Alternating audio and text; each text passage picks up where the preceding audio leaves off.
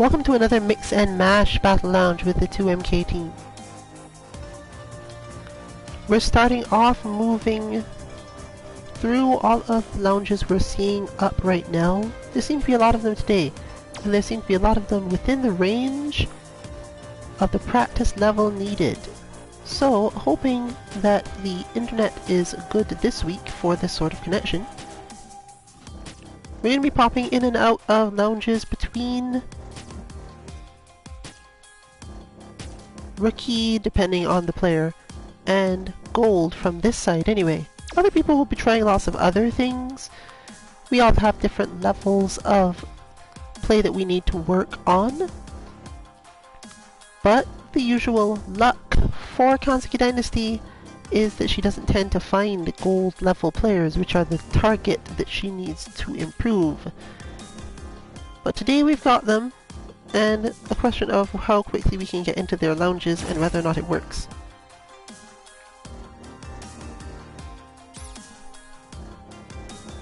We are, of course, therefore going to spend a lot of time on stream, moving around, and not so much time discussing things until we find something to talk about. This is not a stream where we had a specific plan or a specific thing that we ended up knowing we were going to react to. It's just going to be basically going with the flow until something shows up. This, for example, is probably not going to be a thing we stick with. In fact, we might as well leave this one. Though the rank and skills probably match, stressing oneself out against skill when you haven't had time to practice on Guildbot recently is not the way we intended to start this one. So we're probably dropping from this lounge. I think I saw another one though. There were a lot of them today. Guild is of course very popular, and a lot of this happens whenever not necessarily just new characters come out, but when people get the impression that they can... People like not losing more than they like winning in lots and lots of games.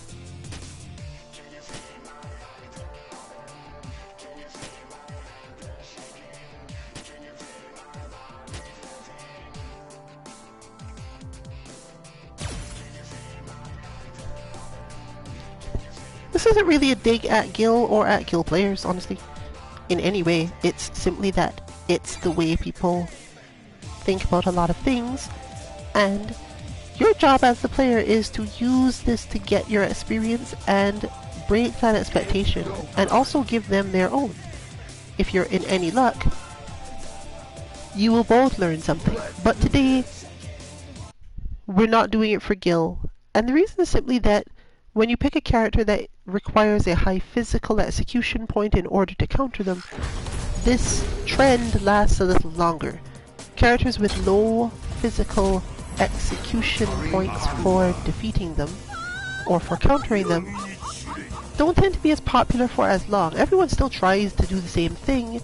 Well, not everyone, but most people who are interested in primarily winning do the same thing for a while, but obviously it's a quicker adaptation to the fact that, oh, my opponent just has to do this, this, and this, and then they beat me. This is not worth my time. Gil is a lot harder to get that feeling from, and his combos aren't terrible, especially when you're mid to low in terms of your skill, because he tends to knock you away from him so far. But today we are working with something that she probably needs a little more experience with, facing an Akuma other than Suntir.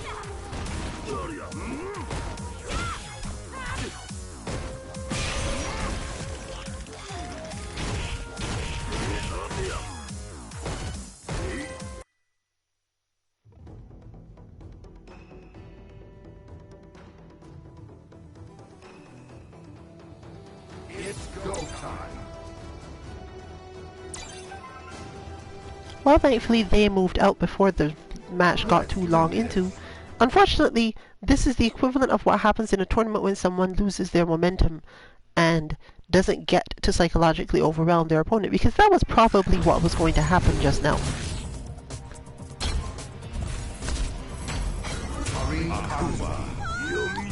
We had a discussion minorly, not on any stream, that the way that Kansuki Dynasty plays is the type that tends to be oppressive and leads to demoralizing other players at least a bit if she's playing well. However, it means she's also susceptible to the same thing. This falls under our frustration player style data. If you know that your opponent is going to be frustrating... Oh, there we go. Cleaned up a little bit. It's really hard to get used to the new effect of lag, because it doesn't feel bad, honestly, but it feels like it should feel bad after playing this game in the other form for so long. So you're going to see two players that not only are aiming to frustrate each other, but tend to just use similar combos and pressure with minor changes to it within the flow.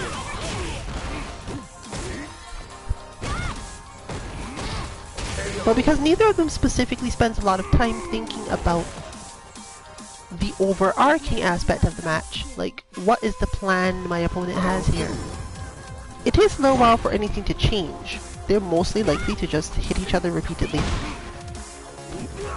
as long as they can get into position, and as soon as they're not in position, just move directly to it. It sets up a scramble situation that they're both basically comfortable with, even if one of them has terrible life deficit, because they're usually both the type of character and player. Their characters are both like, I have, well, how much health? 900 each? And can probably do that much damage to their opponent in about 10 seconds.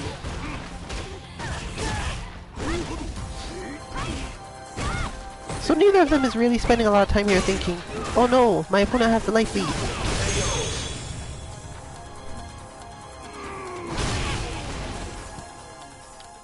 In order to get a meaningful advantage in a match like this, you have to spend a lot of time looking at nuance, and not just nuance on your opponent's side, nuance on your own side is really important. Knowing when to use your meter for certain things, when to vary your offense and add a layer or two, especially with characters like Karin and Akuma, who can layer their offense without specifically giving an opening that they didn't intend to. If you know your opponent's likely going to block, this is especially true.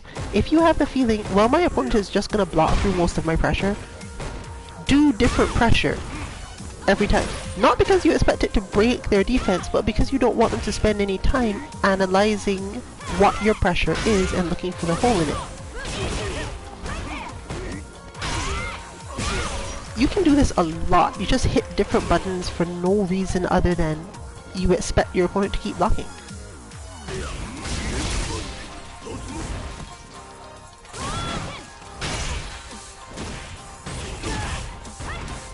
Oh, definitely at least troublesome enough to cause some drops.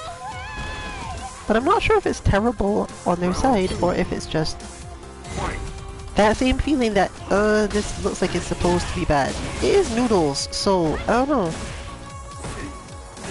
We have seen this player before. If you played Street Fighter for a long time, you do tend to get this sort of thing happening with battle lounges. You start to recognize people. Lots of people have specific amounts of play they like to do in lounges. To the point where I even know that Noodles will use that combo. Although I've basically never played this player, interestingly. Mostly because I'm often in lounges where they are, but not actually fighting them. You lose. What I can say about them from observation is that they do know how to layer their offense. But because Akuma's methods of layering offense are going from when does my pressure end, when have I started to do this neutral bypass, Round one. it doesn't work as well on Karin because Karin has so much confidence in the neutral most of the time that she just waits to counter the thing. She doesn't care about what Akuma hits in pressure. And for various reasons, due to knowing that she's so powerful or something, you'll notice that it's very unlikely that anyone's going to try to throw Karin when playing Akuma. There you go. That's more like it, but we're talking about out of pressure. Hopefully we will see more of it, because again, Noodles does have enough layers that this should work. But in general, there are two types of play you normally see similar to Ed. Either the player decides, oh, you keep blocking so I should throw you, and that's relatively binary. Or they basically go, okay, I'm gonna keep on hitting buttons because you're letting me, and the resultant space we end up at is better for me than not. Because it prevents Karine from hitting buttons herself, and she doesn't really have a whole lot of other tools as a character. She doesn't dash out of most things until you get to higher level players, and particularly Pressure.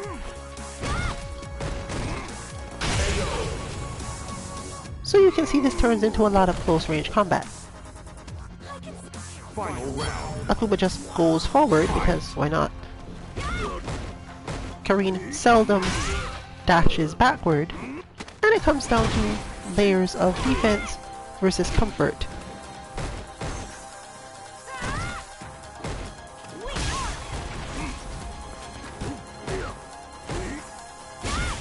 Therefore, since I don't expect much change from this, assuming these two keep fighting for a little bit, they will get to work on that nuance we're talking about. It's hard to recognize what I'm talking about if you're not a Karine player or an Akuma player, but just watch them for a bit and I'll stop talking so you don't have to focus on my voice instead. And you can watch what sorts of things they start to evolve into doing. I may pop back into note if they either evolve really rapidly or don't at all, so that you know whether or not you saw anything. But that's going to depend on whether or not we get another match out of this in the first place.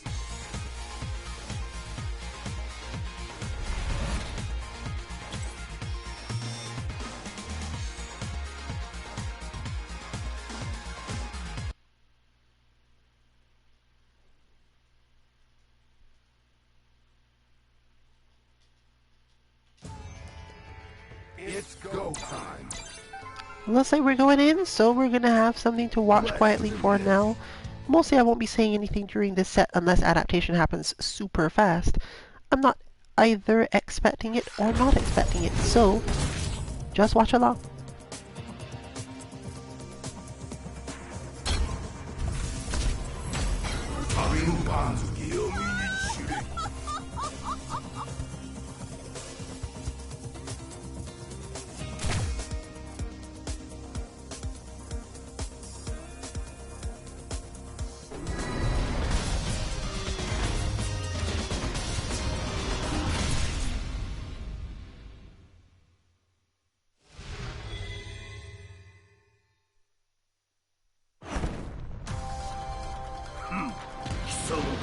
Round one.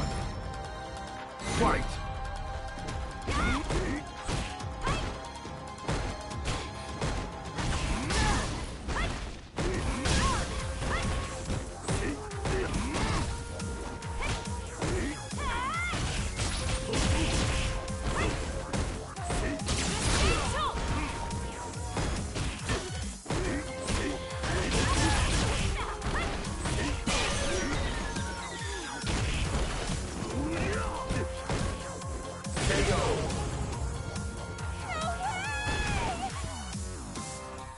Round two. Fight!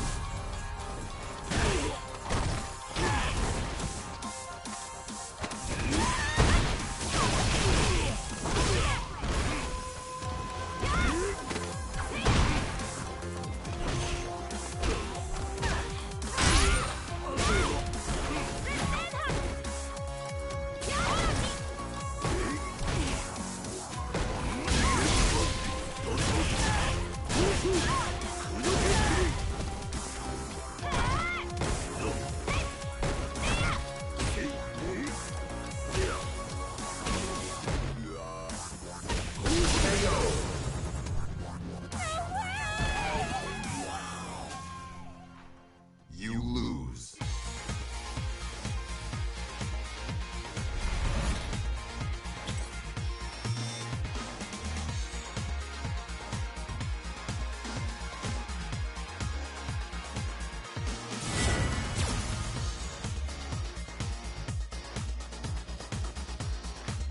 Round one. Fight!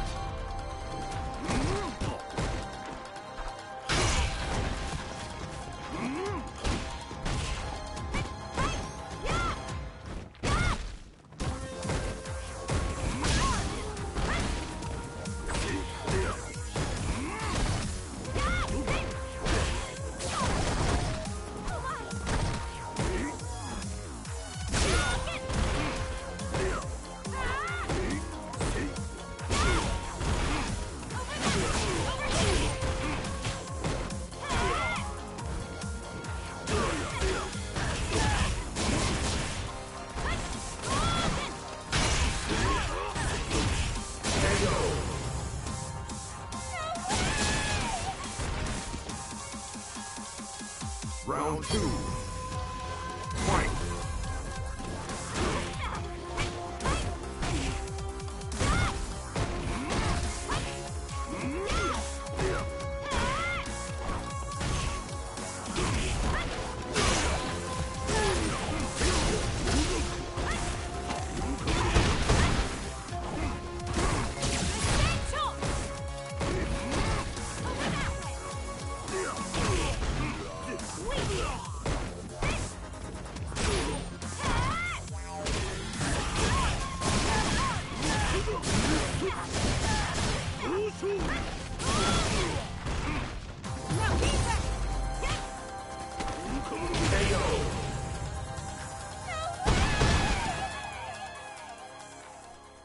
You lose.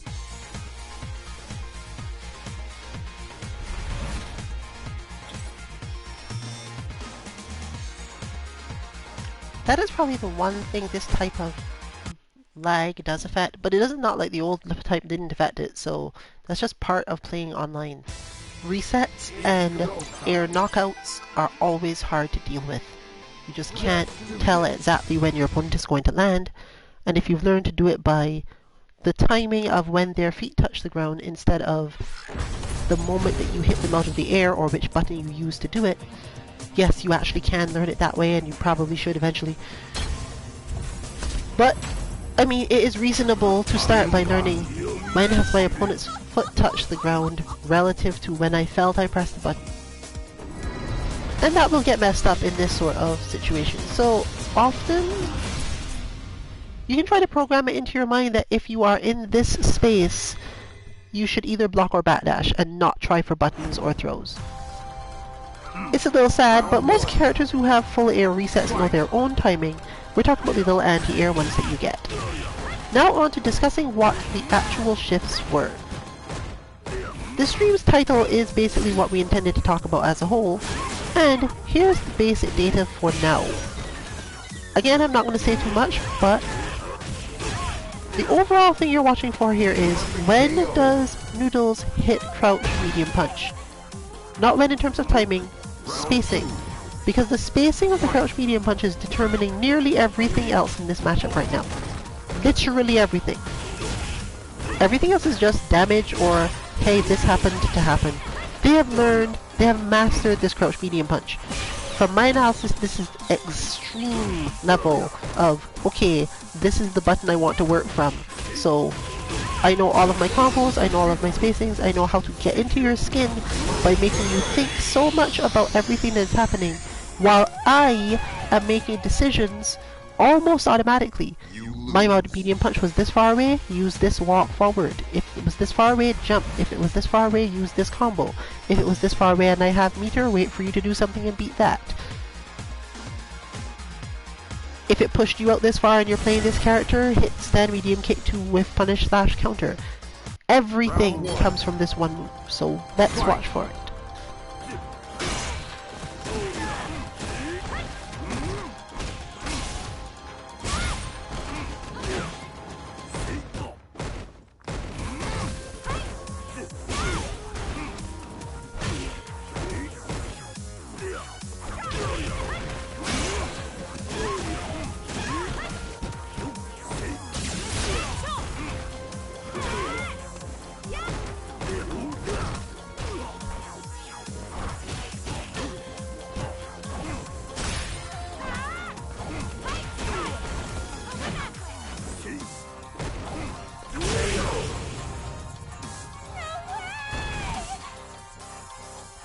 Round 2.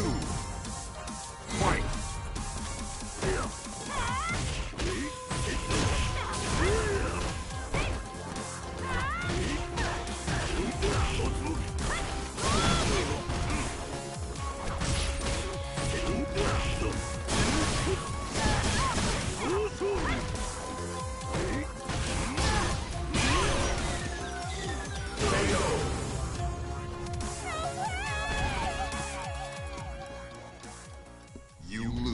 This isn't just about what happens after the medium punch either.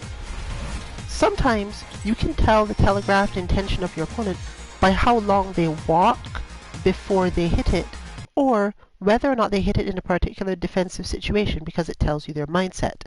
If your Noodles walks up a certain distance and hits the crouch medium punch, then the outcome is going to be based on that. Let's see, their net fluctuated a bit, but you know what? It's better today that we don't have that problem, although I don't think this... No, here we go.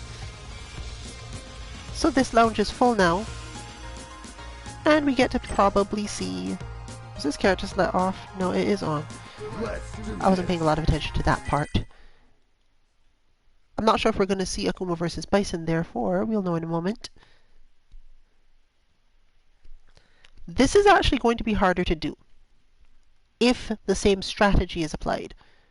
So we'll get to see whether or not Noodles has extreme mastery of crouch medium punch to the point where it's matchup specific, or has a different matchup option for this character, because there's some people that go one path and some people that go the other path. Alternately, there will be no adaptation of either side. Oh, Guile. This is not as bad. The crouch medium punch will still work in mostly the same way, but there'll probably have to be a lot more patience. So let's watch and see what happens there. If we don't see it, then we'll know that there's matchup specific abilities in here.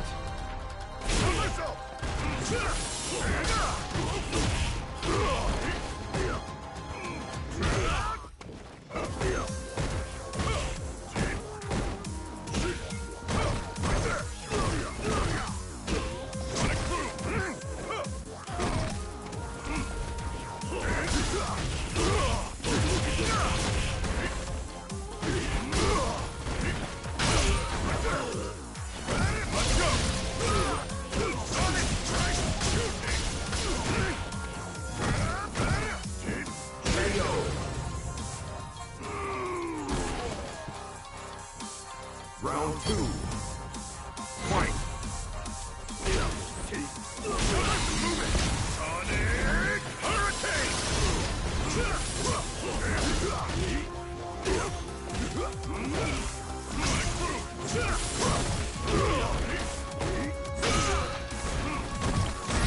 What we're seeing so far, just so far, no disrespect to Noodles, is the opposite. A use of the medium punch in the same way that it is used against Karin, for example. But Guile, you can just see by spacing alone, Guile does not have to do anything out of the ordinary for Guile to counter this. And this is one of the problems that players face really quickly, and what we were speaking about Kansuki Dynasty and I were speaking about this weekend. This is just something that doesn't reflect on you too much as a player, other than to point out that you aren't necessarily that advanced at something. You fight one character that gets bullied by your main option, and you do well, double perfect apparently. You fight another character that absolutely doesn't, like just has to hit their default options, and your mastered skill fails, and that's it. You don't get to do anything. Note that after nearly every crouch medium punch so far in this matchup, Noodles has taken damage, not done any damage. And the few things that do work at the max range, for example, the max range one has a different thing that's done. Guile doesn't care. He ignores it. Whereas Karin will hit buttons, for example, and get caught, Guile is going to block because it's Guile, he doesn't care. This isn't to say that Noodles' overall plan is falling apart, or that the match isn't going well. As you can see, it's not being lost, not being beaten down. But we are looking at the crouch medium punch mastery, and that is not helping here. There is probably a different style of it that would have to be developed to work against Guile. But if we watch all of the damage that was coming from the pressure and the layers of mix-ups and so on that were coming from this before, none of them matter now. They're all basically gone. Whether or not Noodles wins this match is about jump timings and certain types of focus in terms of getting through Guile defense, not the same tool that was being used before. But the reason we know that this wasn't just immediate adaptation is because we are facing a different gold player. We don't know for sure that the Guile player or Focus Ryu can actually deal with all of the extra things that Kansuki Dynasty would probably have dealt with. And she doesn't always deal with them either, because they're again about jump timings and stuff like that. But as the analyst, I would point out at this point, okay, well, the crouch medium punch is still happening, it's just not working.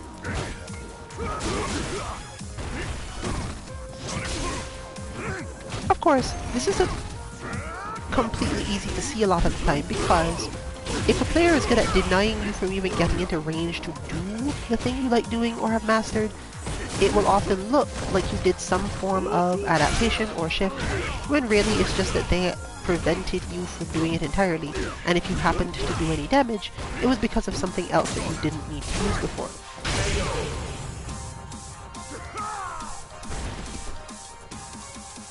Round 2. Fight.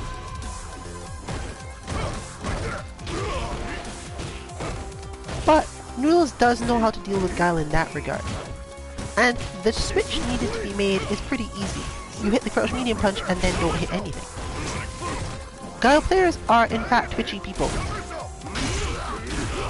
Sometimes they're super patient in a specific way, but the twitchiness comes from the fact that the character is not so good at getting to change the situation himself. He has to wait for someone else to make a mistake. Meaning if you spend long enough without making any mistakes, Guile players tend to get more and more focused on anything that looks like one. It is actually a strong strategy to play clean, defensive, flawless for a long time, and then appear to make a mistake, because this will probably help you out a lot.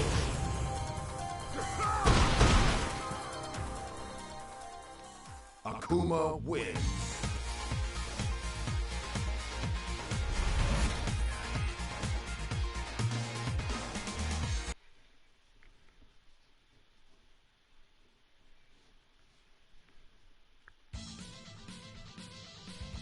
It's go time.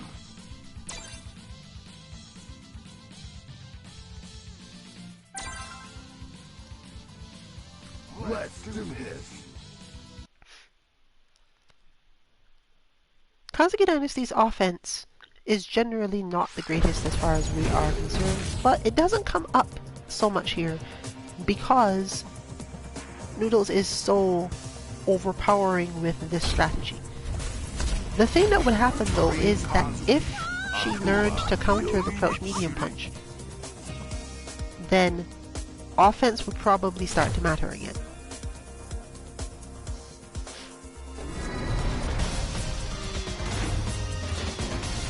If this were a tournament where I would need to tell her, hey, do this to win, the answer would be to backdash out of it. Because unless the opponent is very close, it's a high chance that Akuma either has to hit a button that doesn't make sense for standard pressure in order to catch a backdash, or has to hit it from too close. Hitting that button from far away, Karine does have counters for. The answer would be, hey, I'll move closer after hitting it, or I'll wait for you to hit a button, which is where the stand, medium kick, and crouch medium kick options come from. You hit from mid-range, then wait for a button to be hit and get out of space. But it doesn't matter if you do this in this case, because eventually Akuma will make sure there's nowhere to backdash to. And every backdash is giving up some of that real estate to prevent this from happening. Therefore, if I gave this advice in a tournament, it would help in the sense of making it clearer what you need to look for, but it would not result in winning, because it would then still rely on things like knowing perfect jump timings, understanding where to go in offense, anything required to stay out of that corner where the strategy no longer works, it no longer counters anything.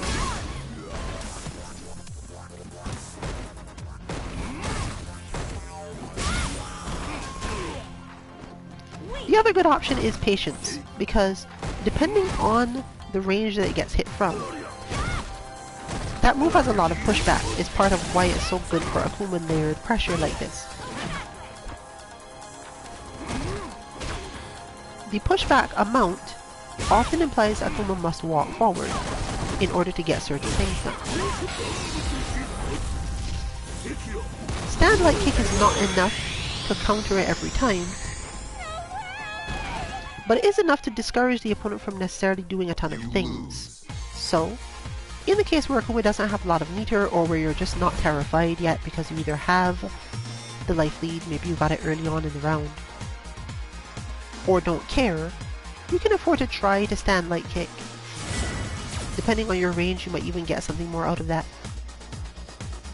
But generally, this is safe for Akuma, because the stand light kick, even if it counter hits, is probably not going to lead into anything much from Karin's side.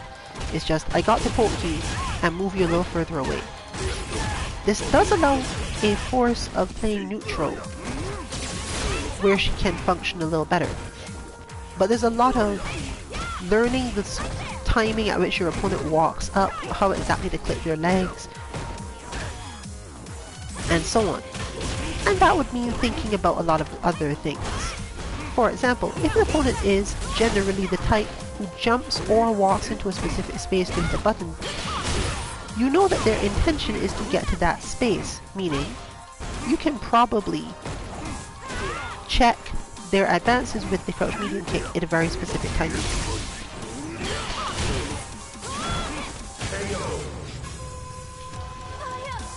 Layers. Round 2. Fight. So the winning strategy here isn't one thing, it's like 3 things at least. And this is why a lot of people like this game and why it is so hard. At the higher levels, there is a lot to think about if you actually want to build up a strategy to win. The layers though.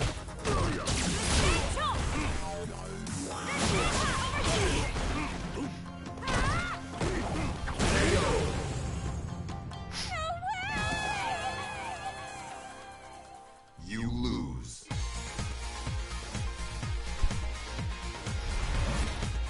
Let's see if this continues, because that Rasenha was the type of Hail Mary that lets the opponent know that you're overly stressed.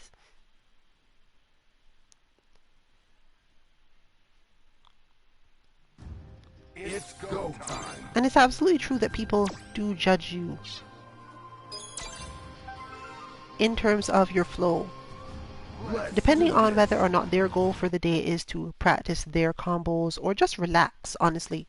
Because that is the sort of thing that this particular playstyle, this particular thing that Noodles is doing, feels like. It's like the offensive version of fighting bots. And since bots don't generally have offense versions, technically you can use our Boxer bot and Dictator bot to train offense, but because the bot is random, you don't actually build up the knowledge of your layers, you can just physically practice them. So, given the level of mastery I've seen so far, I'd expect that Noodles could theoretically use such a bot for that purpose. But for now, we're gonna assume otherwise, and that this is the way they get that feeling. The feeling of just, okay, I need to hit some buttons and I need to watch my spacings and relearn my stuff. Or that they just feel like grinding today. Against Karin, you can definitely just hit the crouch medium punch and have certain things happen and be okay. Chun-Li versus Juri is a lot like this. Neither player needs to think much to play the footsies. You just do all of the things. There are many things that happen in this matchup, but none of them specifically mean that either player is stressed out or thinking too much. They're just walking through things that they do all of the time in the matchup. Thankfully, it's a rare enough matchup that not everyone knows what it is, but some people just do it automatically too.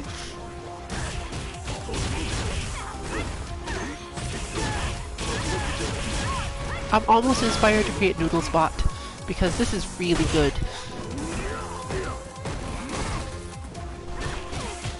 I don't think I can get the bot to function the way it's supposed to, but it would really be interesting to try.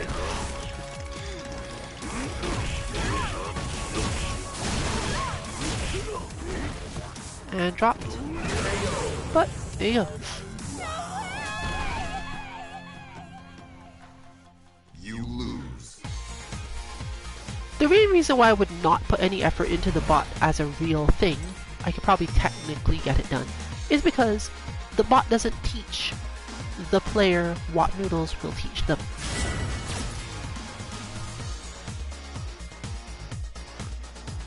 Noodles has both the understanding of which layers to use and the capacity to analyze the opponent's mind state like that.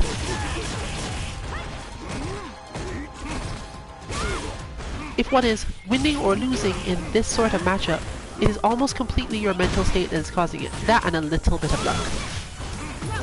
Because there is definitely a little bit of rock, paper, scissors going on here. It may seem like a lot, but it's actually very little.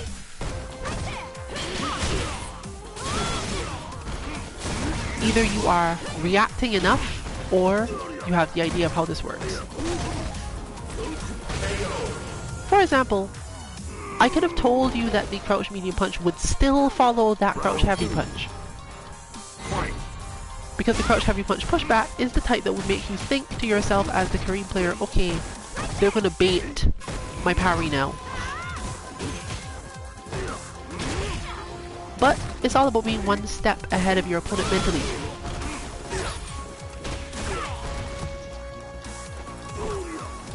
You see that when sometimes it's crouch medium punch into jump, that jump is not even like, oh, I don't know what to do so I'll jump now. No, that jump is planned from the time the crouch medium punch gets hit.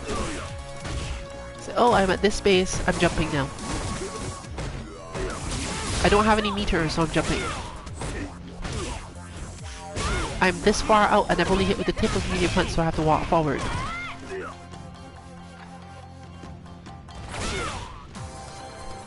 What amazes me on top of all of this is Noodles throws no fireballs.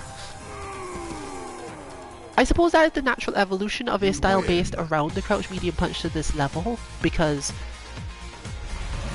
if you threw the fireball whenever your opponent jumped, you would probably get hit. Whereas in this timing and spacing, if you hit the crouch medium punch twice or you hit crouch medium punch into stand medium kick, there's a chance that unless your opponent has a very deep attack with their jump, or like an instant one, you're gonna actually get uppercut. There's a fireball. I'm proven wrong.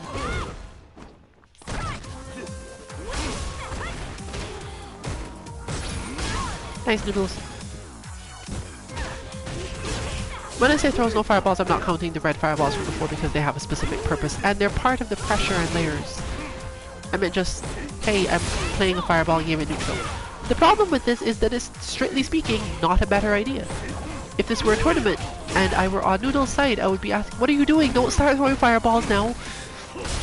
You're just gonna make everything worse.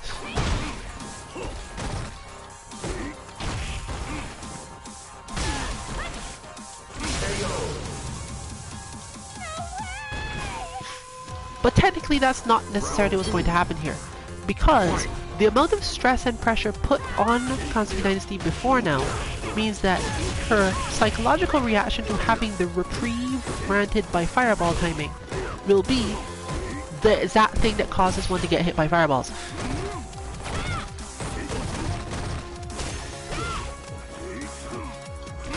Akuma is a character where people outplay themselves a lot.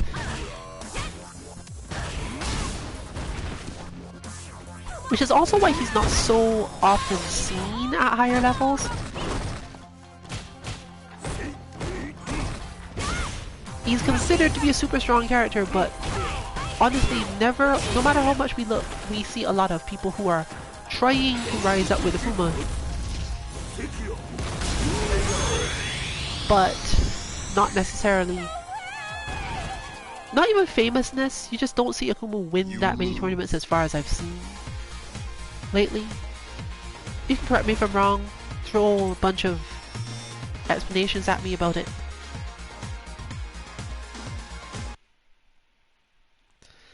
all the times I have missed this happening because I do pay a little less attention now. Online tournaments are a little bit harder to track, especially because of their timings. Let's do this.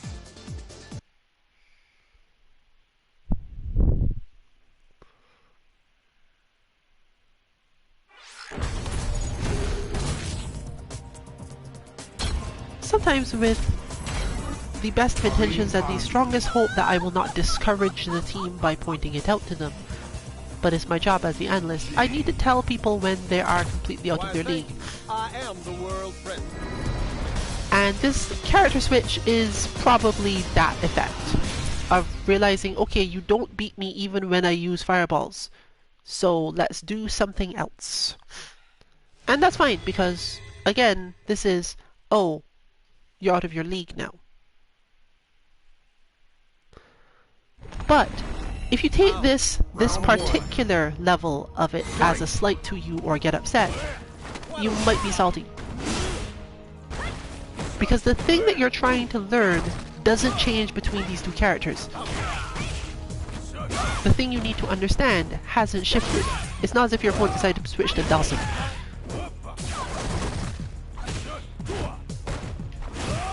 On a full analysis, if I were to guess, I would guess that Noodles decided, okay, I don't really feel like playing the fireball game, but I can practice my sort of footsies with G in the same space.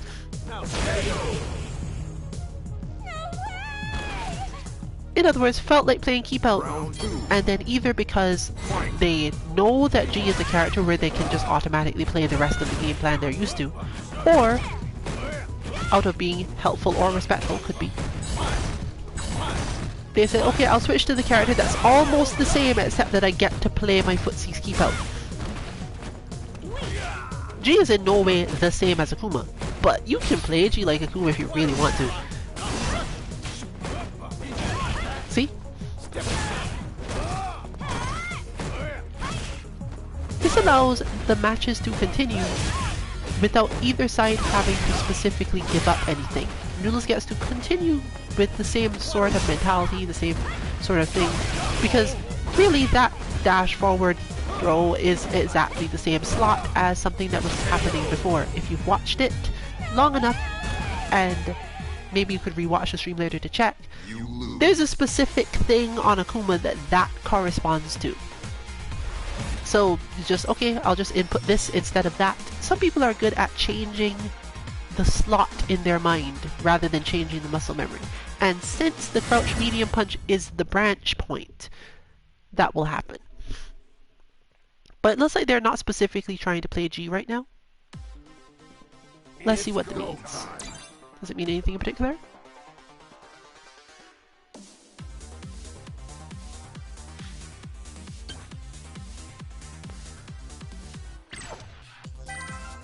And it means that they've stopped for now. Also a relatively predictable outcome. I would have assumed that they would have given both the G matches, but honestly, as much as it's rough to say it and have to accept it, that counts as out of your league, but not for the same reason as before. This wasn't, I can't do this at all. This was, there is so much to unpack here that it's not going to get done. So let's go look for DeWolf, or maybe someone else of the same tier of play, because it looks like there's a lot of lag right now.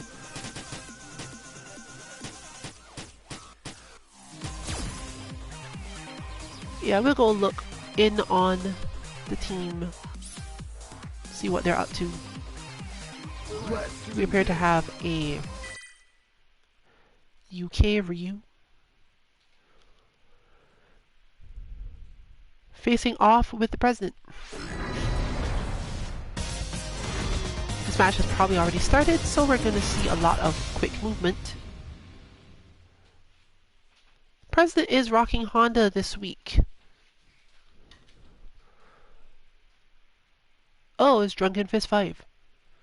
You can expect some good stuff out of this, because this person also, the stream is working out really well, honestly. This person also has, as I remember it, two specific things, two specific paths of their mastery. Whether or not this will show us both, because one of them doesn't work against Honda, and I'll be able to tell you if they're using the one that doesn't work and that's why they're losing. So far, looks like yes. Honda doesn't care about Ryu zoning, for the most part. In no game that these two have ever faced off against each other has it been a good idea to go, oh, let me zone this Honda here. What you've seen on Twitter recently is something called a fireball trap, and this is much more required for this matchup. But Honda doesn't fall for fireball traps easily either. So this whole walking away and getting into position thing, this is not going to help. Because Honda is just going to ignore most of this. And again, a fireball trap has to do with knowing that the fireball limits your opponent's options about whether or not they can jump, whether or not they can reach you, expecting them to then do those things and then uppercut them. Honda just disregards all of it. So, the zoning strategy on its own will lead to that sort of thing happening. But there is a strategy, and I think Drunken Fist 5 has it and knows it, that is able to do this. I will not spoil it. It does involve, yes, that move. We are not necessarily going to see it a lot, and I'm fairly sure that was an execution error.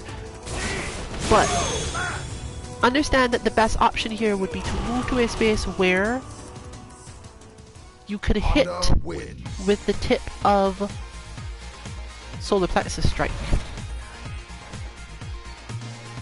Not necessarily because you're going to aim to do the Solar Plexus Strike every time, but it would have been the main thing to do.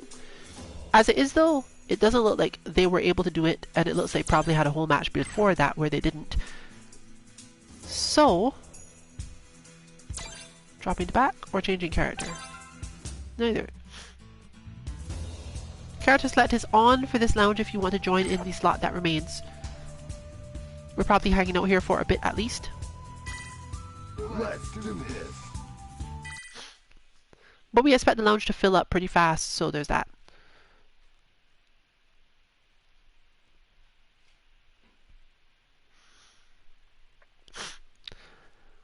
If the lounge does drop to being just the team at some point, or even if there is a slot open, we'll probably still head out because it would mean that anyone joining in that slot would still have to wait for the team to play out their matches before we got any other data. So,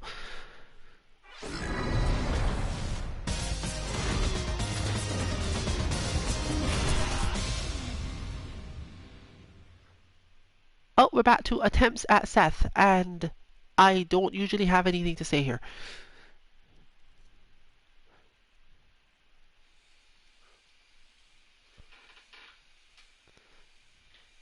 Or rather, I have a lot of things to say here, but the results of saying them wouldn't help anyone at this point. So, you can expect some silence through this match, unless a really weird interaction comes up. Round one. Fight!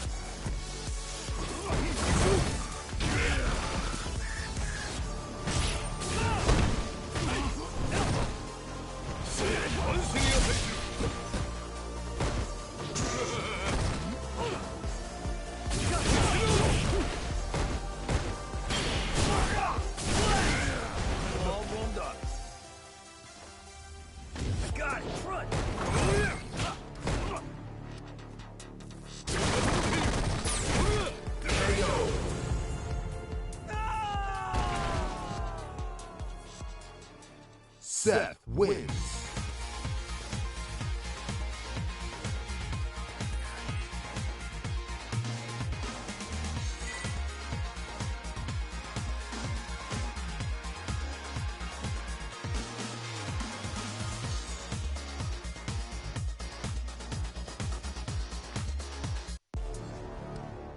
Round one. Fight!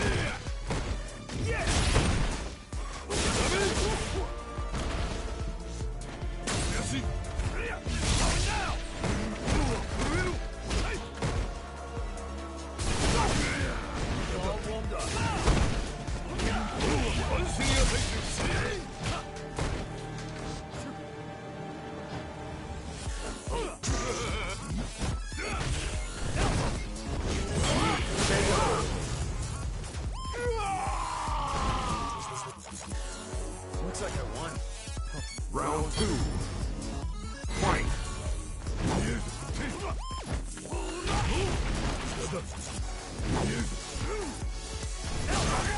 All warmed up.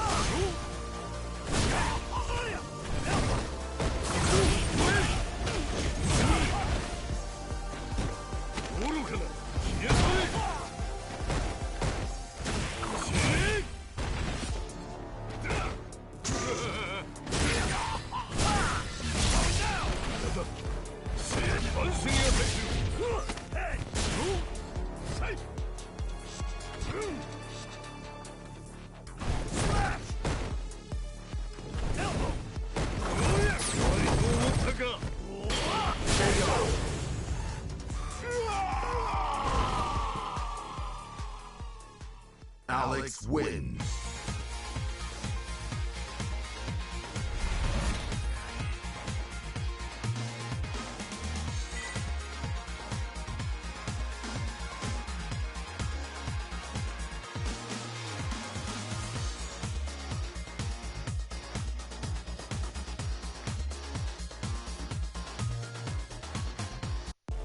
Round one. Fight!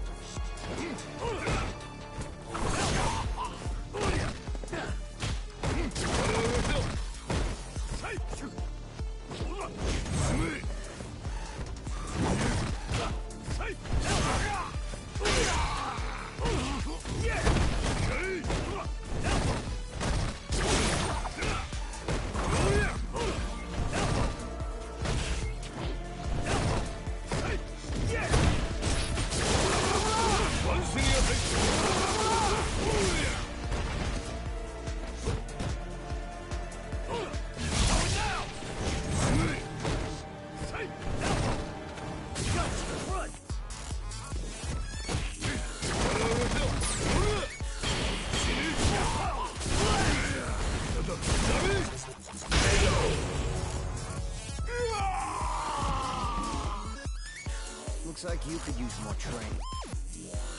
Round two. Fight!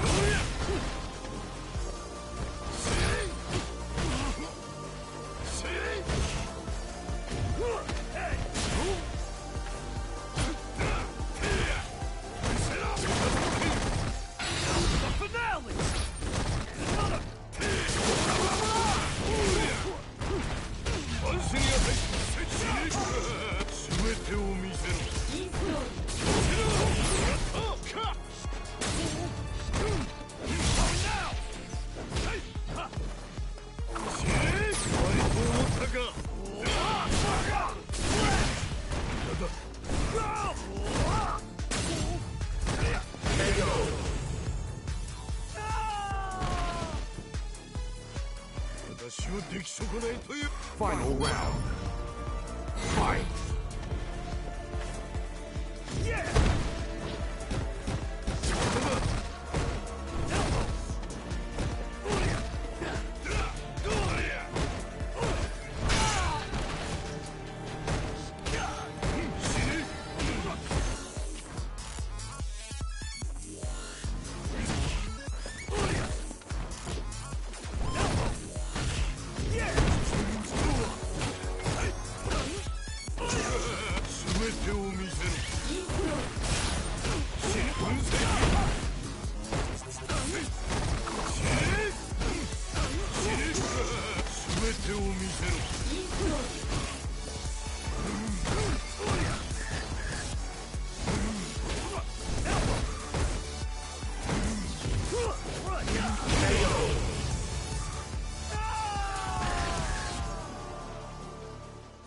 Seth wins.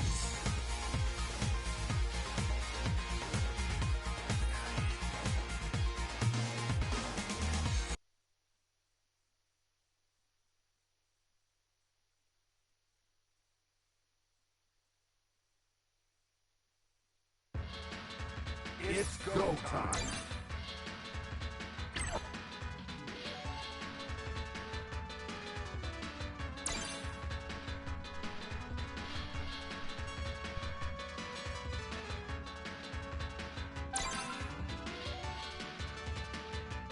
Let's do this.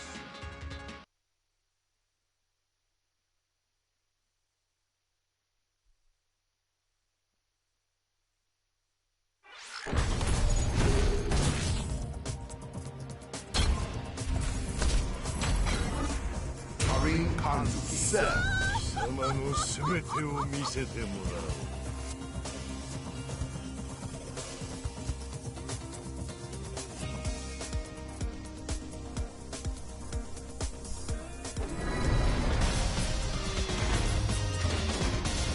It appears that the Seth practice continues, and therefore so does my silence. If you want to know what I've said about this matchup, or the players playing the matchup, or all of the things going on in it, I repeat it more or less every week. Meaning that if you've watched any previous streams of Mix and Mash or my Mishmashing Lounges, you've got it all already. And if you haven't, then this week I'm going to take a break from actually saying it. So if you're super interested, you can check back next week when I'm likely to say it again because I took a break off this week. Or you can go check our old streams. Probably should still be in the Twitch archives, the one from last Monday. And of course you can find things at 2_MK on YouTube. Although they might not all be up in the same timings as like the Twitch ones.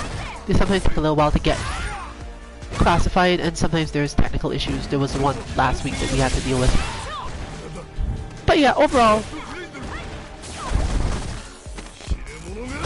beyond basic Seth matchup things that would go into the depth of Seth versus Karin, or even further to Presidents Seth versus Kansuki Dynasty's Karin, then you should probably reference those things, because I tend to go into a lot more information there. But today we're going to stay mostly quiet for a bit. The lounge has filled up, but you can still get some discussion probably, since we do still have, apparently, that Ryu.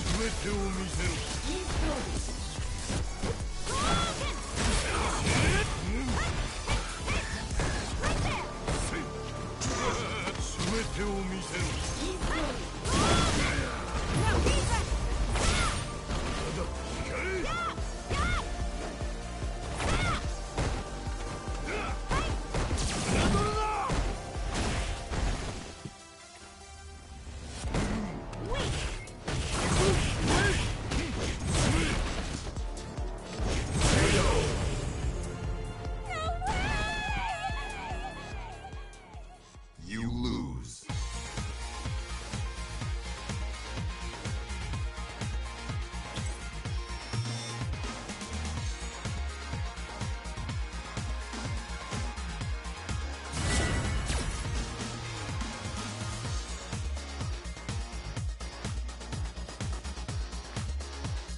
Round one. Fight.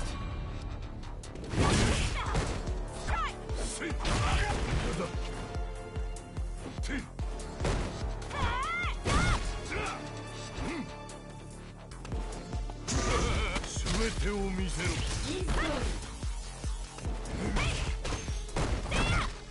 愚かな。消え去れ。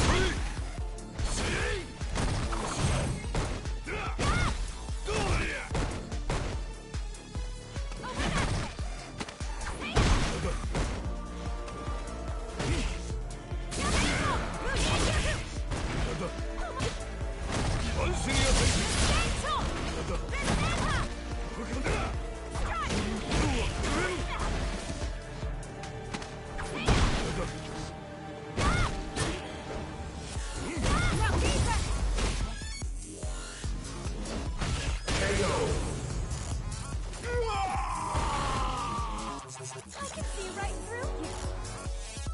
Round 2. Fight.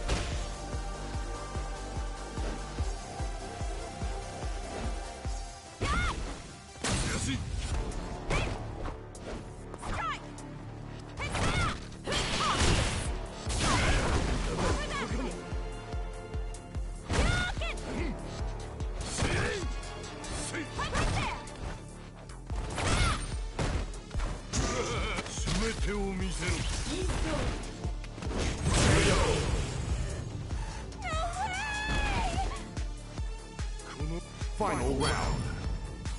Fight.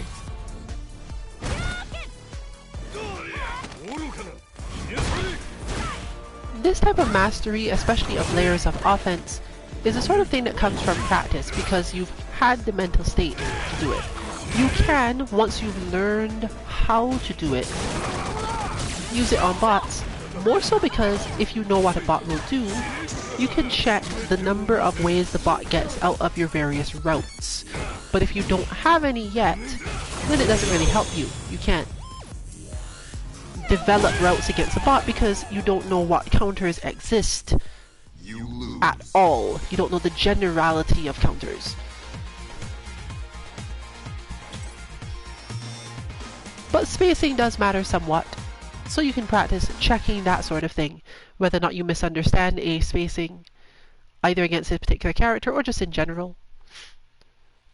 Part of the reason we chose Boxer Bot for this job of hit confirms is actually, despite the fact that the character has quite a few good ways of maneuvering and a good defensive style of play to get you through certain things, we could have had a different Boxer Bot focus. It's kind of hard to imagine it now looking back on it, but we probably could have used the one I was originally going to use. But because that character has so many specific ranges and different timings for advancing, using slow but strongly advancing moves, good timing for blocking in a bot while the bot still functions, etc., it was easier to get something like that. You can contrast this with our Dictator bot, our Bison bot, which tends to block, but doesn't have the same sort of things. If you interact with it in neutral and try to win in neutral, you will win, whereas if you try to interact with Boxer Bot just as a neutral thing, you probably will lose. Depends on your character, but for the most part, yeah, if you're Footsy's character, you're probably going to lose. But now we have a matchup that is a little bit more unknown. It seems that Drunken Fist 5 is going to be playing the zoning game against Seth as well. Unfortunately, this doesn't work on Seth either. The thrust punch is helpful, and we are seeing the Solar Plexus Strike, even though it doesn't necessarily matter so much against this character.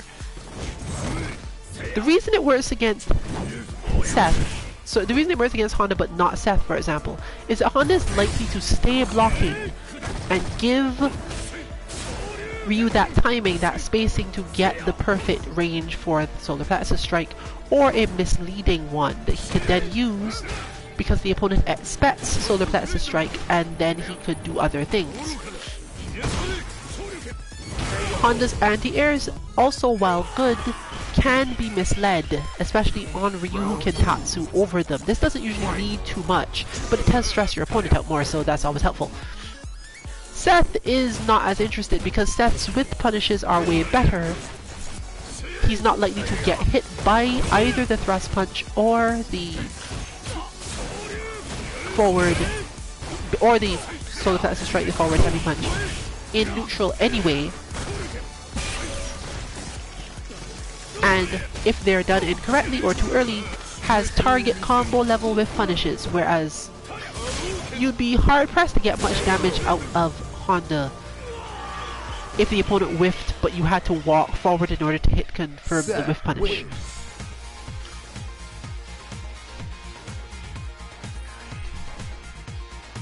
Therefore, whereas I perceive that generally Chun-Li versus Seth is, if both players just play the basic strategy, Chun-Li has the advantage. Ryu versus Seth, if both players play the basic strategy, Seth is massively advantaged. You have to come up with some creative things to beat Seth on Ryu. You can try dash up sweep or dash up crouch medium kick. Those are good, but they'll eventually go stale. And Seth has options against both of these, so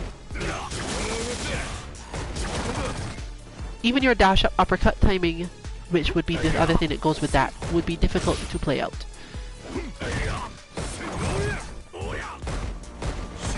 One of your better options is to do the same thing that is suggested to be done by Akuma, like Tatsu. You can already see the spaces where this would help in certain ways, and Ryu can just uppercut out of the situation that follows it, or even more importantly, just parry, because Seth is unlikely to hit any crush counter level buttons. In fact, generally, as you'll note, Seth doesn't hit crush counter buttons for the purpose of this in the first place. They exist, but you shouldn't expect them to happen. Which is part of why you can play this way. You get to reduce the damage to the point where even on Akuma, you don't really care. Seth does not need to advance against Ryu though, whereas giving up a lot of space against Akuma is worse. This can be countered on Ryu differently simply by, say, going, okay, take the space, I don't care.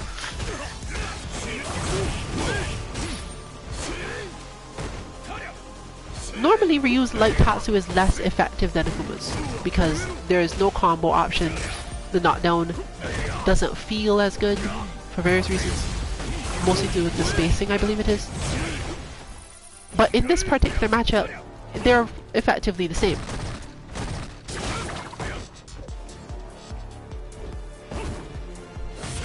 The other thing they help to avoid though is this situation. If you were in the concern that you as Ryu were going to get cornered, then the light Tatsu acts as a remedy to this. You functionally don't have to care. Ryu wins.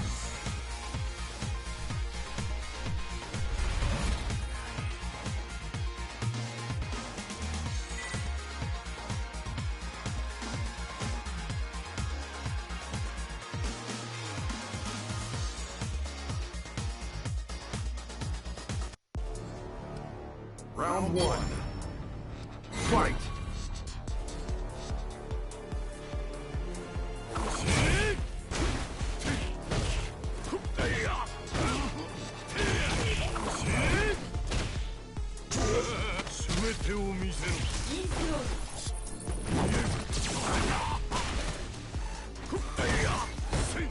Once Ryu is cornered, the situation gets meaningfully worse in lots of ways.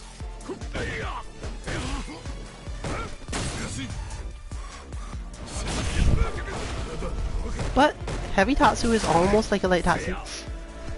Much more risk, but bigger payoff, and honestly, if Seth was going to get hit by the Tatsu anyway, the only downside to it is, in fact, that you took a much bigger risk to try.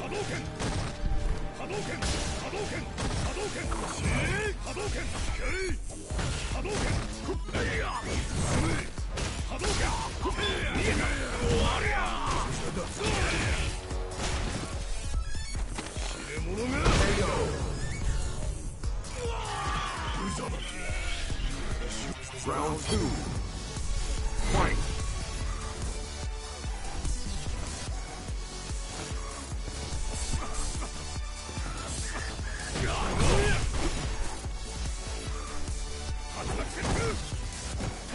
Aha! The range of which these are done is a little different.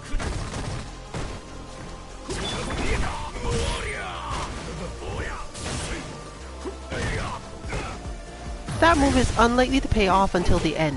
When I say the end, specifically, it's one of those things where you might get the impression this is a terrible move to use in this matchup, but rather it requires 4 layers before you use it.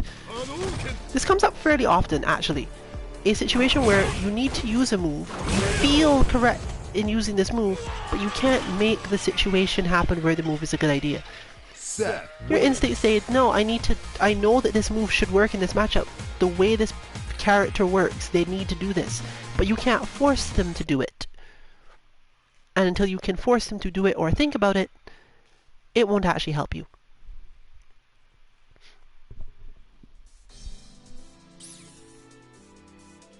But they've headed out, and therefore we are probably going to do so too.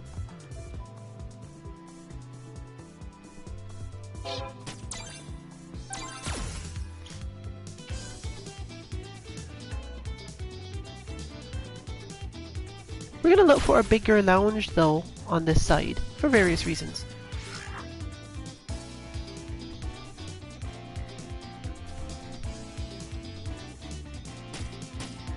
Let's see. And we'll just head back if nothing shows up.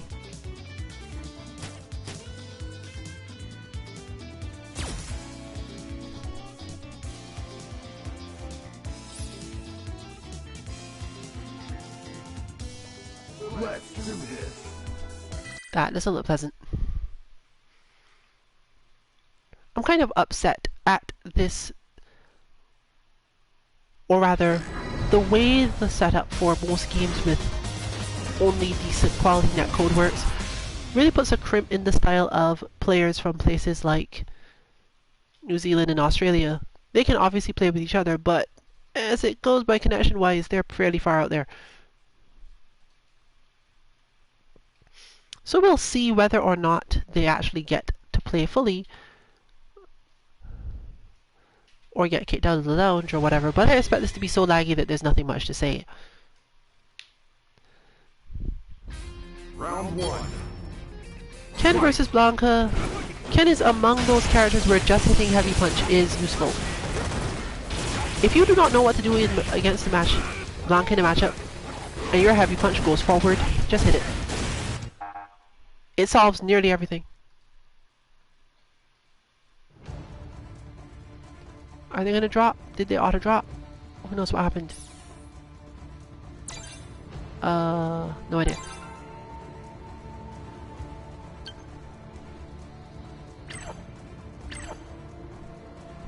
Okay. Let's do this. US to Brazil is a little more likely to work. We used to consider this sort of thing ironic, where ahaha, you're playing Blanka against the Brazilian person.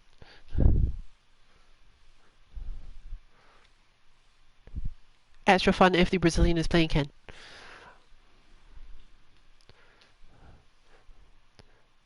But this is 2020, and those sorts of jokes don't fly anymore. Because we now have a global FGC, and World Warriors play all sorts of characters.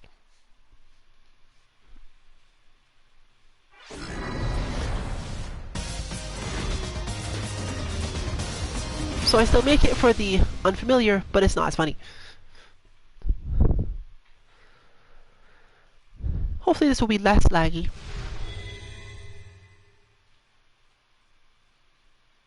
Ryu is a definite contender for just heavy punch Blanka though.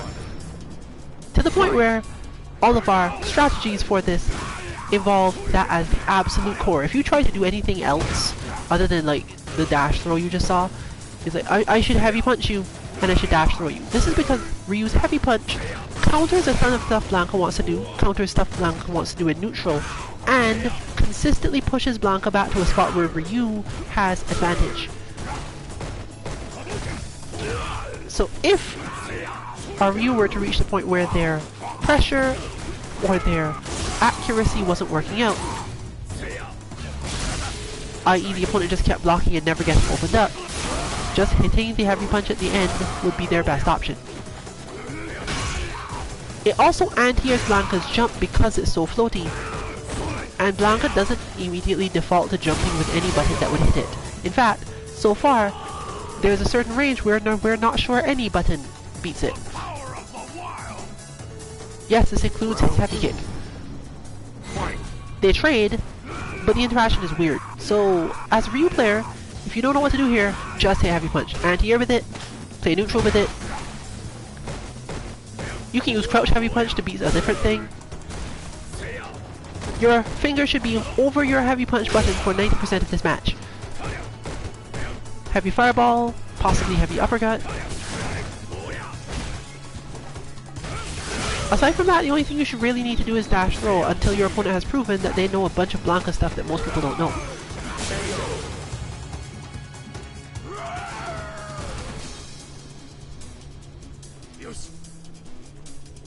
Final round. Fight.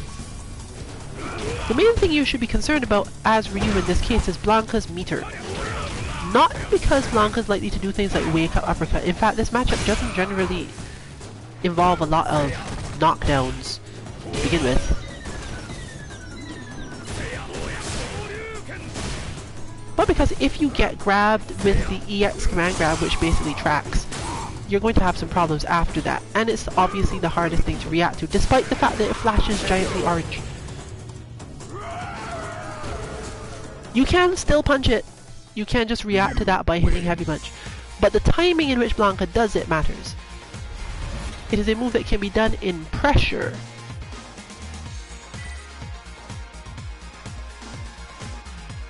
Unlike the others where you have to know exactly where in the pressure, you have to target it, your opponent will possibly whiff if you uppercut because they're slower, all of those problems. You can just try at least. If you don't think your opponent has been pushed out far enough or is unlikely to try to go for heavy punch just as, okay, your pressure is over, now get off me, you can go ahead and use it at least sometimes. But we are facing a player who literally uppercuts rolls apparently. This isn't actually specifically hard, mainly because the limitations on Blanka's game plans, at this level particularly, make it so that the player can constantly be primed. Priming is a useful strategy. If you are primed against everything your opponent can do, then you just win most of the time, except if their pressure gets too strict. And Blanka's pressure isn't so great that this comes up. Blanka's pressure is very layered, and he can dance around you pretty well. But in terms of straight up, I am going to stick and stay in your face indefinitely, he's not the greatest character.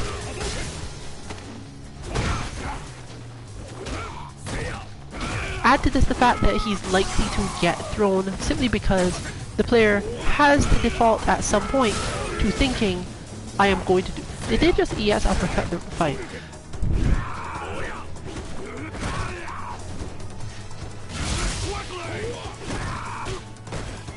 I can't tell if this person is just incredibly good beyond all reasoning, or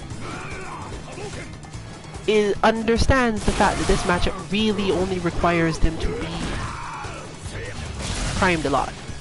Although if you take the fact that some people play this game based on some form of national identity, let's say,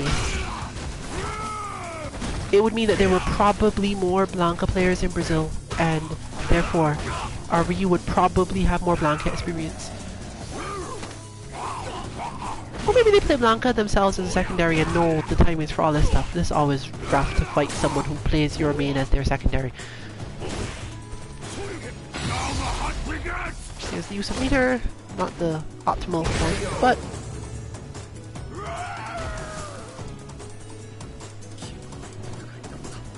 Final round. Fight.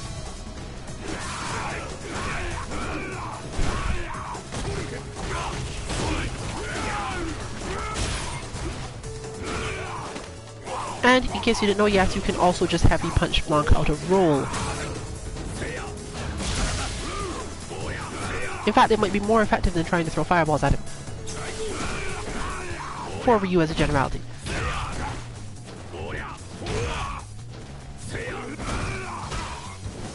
This doesn't work too well, but it can cause Blanka to do faster rolls, which are more punishable.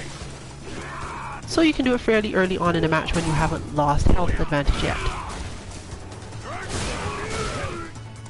No, as I said, especially if you know the character at all, you can... Our Blanka bot is definitely sufficient to get this level of experience.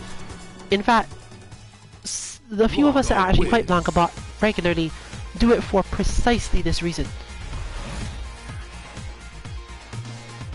To stay primed, to react to things that have decently long startups to tell them apart.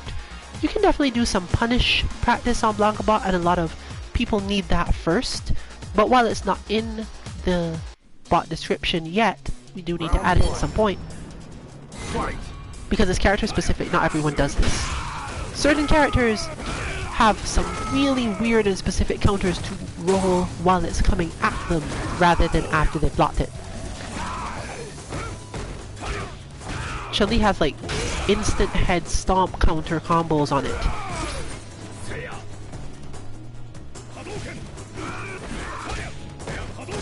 And I think there's at least one person who has some characters air throw hurt boxes such that you can neutral jump in expectation of rolls and grab him out of them on the way down.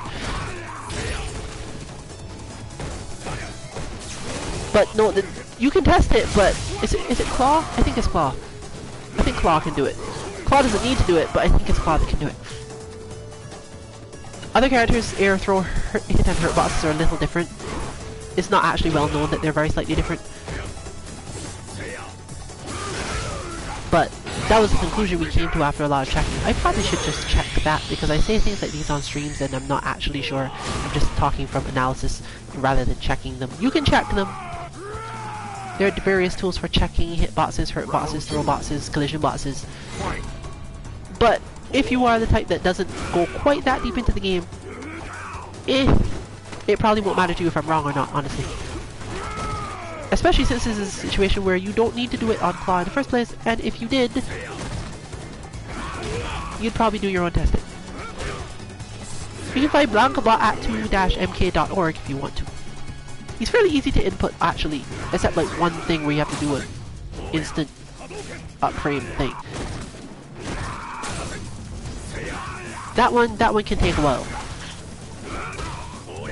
Or you might be that person that has the good luck with it, or a good timing for it. I find those things are probably easier on stick, so if you're an arcade stick user, expect Blanka bot to be easier to input than if you play on pad.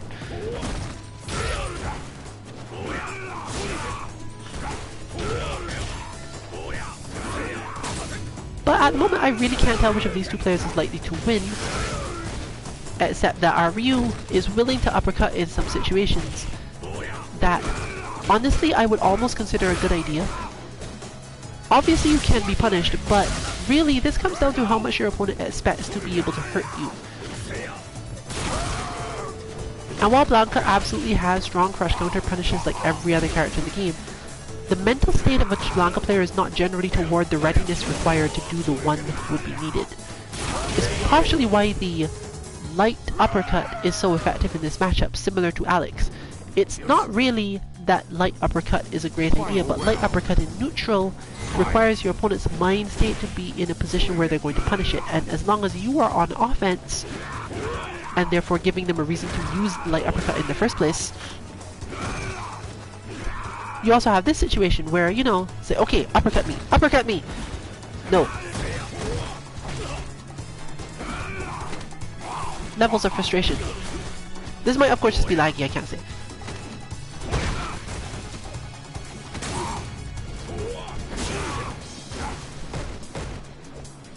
But there's definitely something to be said for just, I should just light uppercut you. Especially in a situation where you have the meter stocked, you could light uppercut into super if you could confirm it, and most people can barely confirm it. Against Blanka, since you're functionally primed for it, and because inputting the super motion when the uppercut doesn't hit will not do anything, you can probably just do it. because your uppercut is not going to get blocked. If you do light uppercut, blocking is not the thing you're concerned about here. But either due to lag or simply too much hopping around to get a lock on, the match didn't go quite in the way you'd expect at first. There were definitely some things that, even if you weren't so good at the matchup, the interactions didn't seem as intentional to me, given especially how it was going earlier on. Therefore, we'll see what happens here. This is likely to be a much better connection, but not necessarily a much better match. Blanka avoids a lot of what Karin wants to do, and she is one of the few characters where the heavy punch is not as effective. It does still work. It's more so that the time she takes to actually do the forward part of it and the knockback on it don't work as well for the purpose as many other characters. Blanka, experience the wild the hard way. If this had to be done in tournament, I would probably suggest playing Sakura, but we're not here to win games. So, while the heavy punch works, the heavy kick does not, and that is really hard to learn in this matchup because everything Blanka does looks like you should be able to play footsies with the heavy kick. You cannot do it. I'm reasonably certain that because it's so ingrained that you will see the heavy kick anyway, and we'll get to discuss why it doesn't work.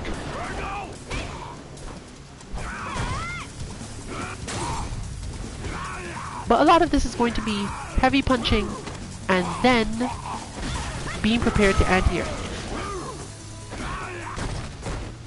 Neutral jump does help as well, but there's the heavy kick and there's the jump that always follows the beat hit.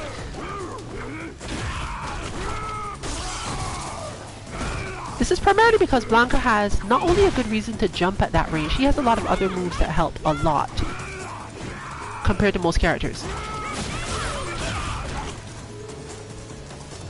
Pushing him to the corner is helpful because he's relatively easy to corner guard for Karin. His jump is too floaty, he gets hit by all sorts of things, he's similar to Alex in that he often gets hit by the forward medium kick. He's easy to corner guard, the same way that Alex is relatively easy to corner guard. But because he has to be air-to-aired with jump medium kick a lot of the time, he puts stress on the muscle memory of the player. The bot will not help you with this, because generally, you're not supposed to end up in the situation where you have to air-to-air Blanka in the first place on Karin, but it will happen if you end up mixing up any of your other options. In other words, practice certain things first, make sure you do or do not hit certain other buttons, and then the need to do the air-to-air will go away. If you were in a desperate situation where it was like, okay, I can't do any of those things, I need to win, do your best to rewire your head so that you jump with medium kick instead of medium punch. But just understand that if you wanted to solve the problem in long term, you don't need to learn to air-to-air Blanka that much on Karin. She just doesn't ever allow the jump at the spacing where it matters.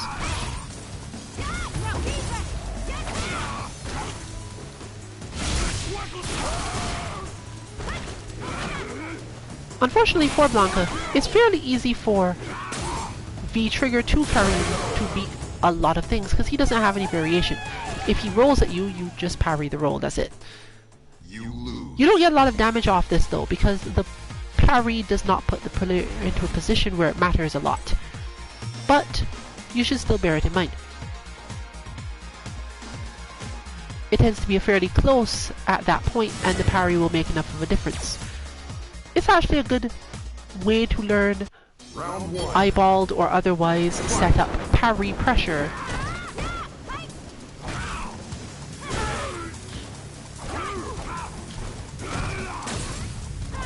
But we're definitely here looking for something that is going correctly as is.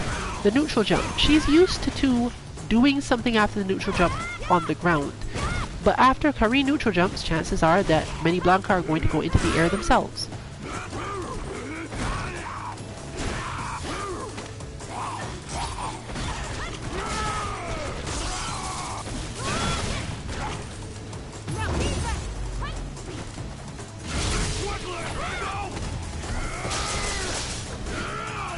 much like Claw though, getting pulled into chasing this character is usually literally an exercise in frustration. On the other hand, just standing still is probably not going to get your opponent to roll into your arms to be parried either.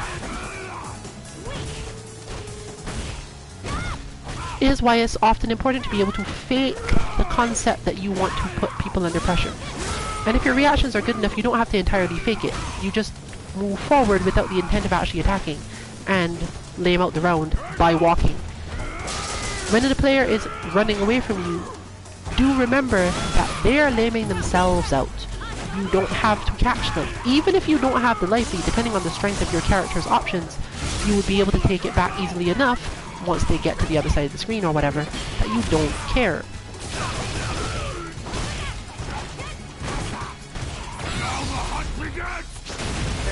That was well chosen, but obviously it's mostly mashing out of drop combo. You lose. So if this continues, we're going to expect to see more of the same. I don't know whether or not that Ryu player is going to stick around, so we'll get to see that too. Since it is mix and match today, you can probably find the Wolf's Form side of the lounge. Probably still open, probably has a slot that we cleared open.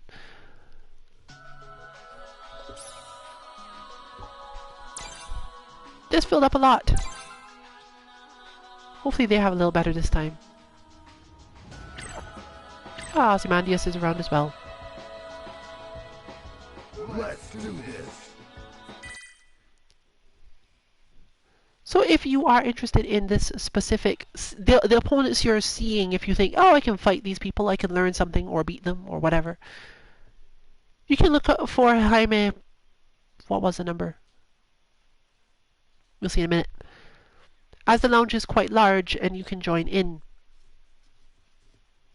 Best to come now because obviously if anyone else does, you will end up in slot and need to wait for your turn.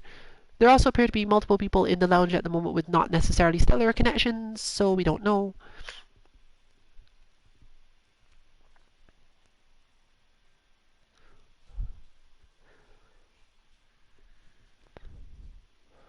But as long as our Blanca keeps winning, I don't have that much to say at the moment.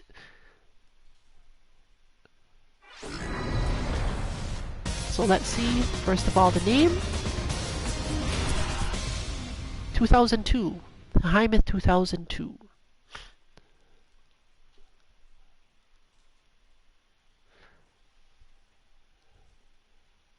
This appears to be 3 rounds, first to 2 as usual, with character select on, I believe. But just search 3 rounds first to 2 and see if you find them. Fight.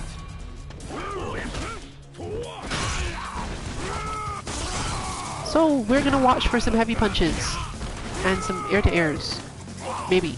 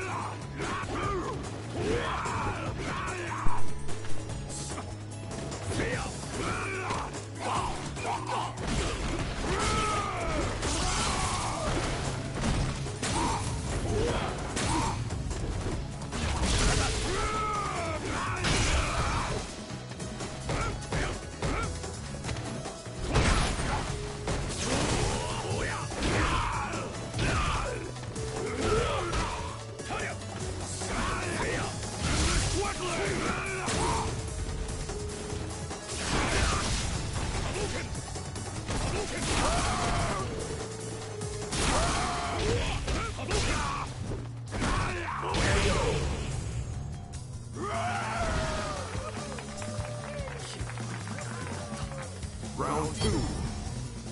Fight.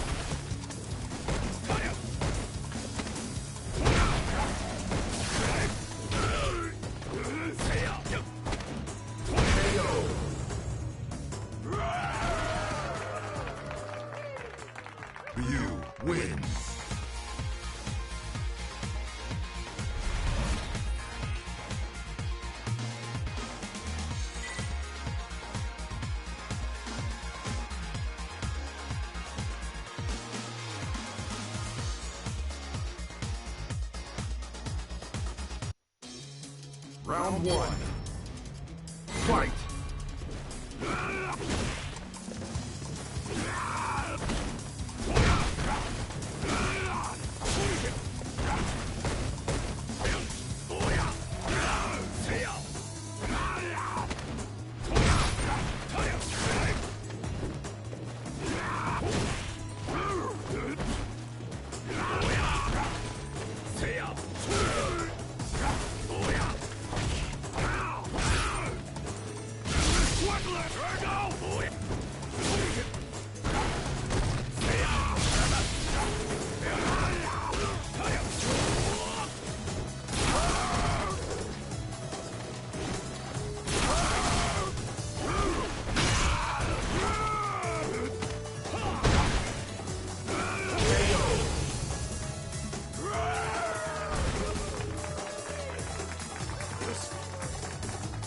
Round two.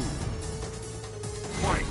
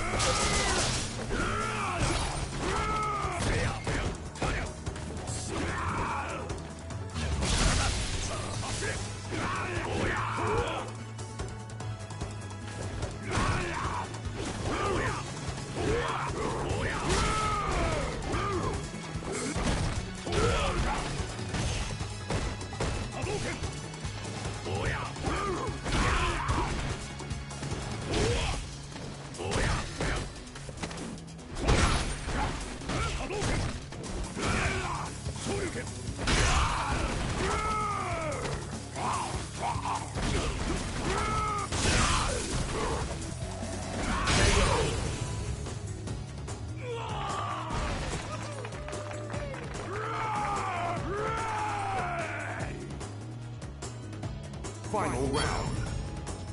Fight!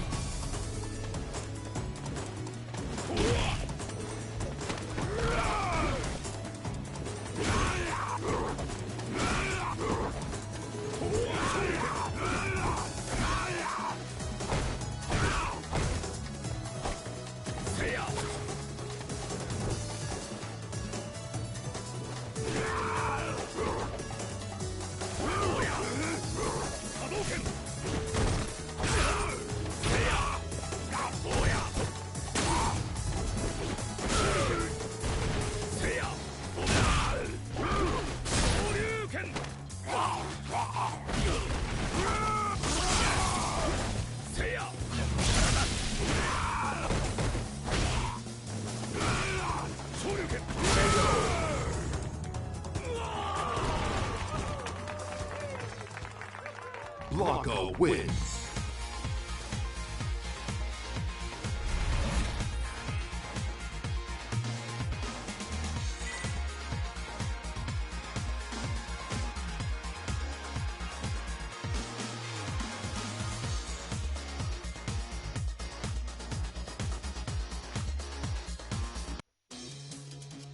Round one. Fight!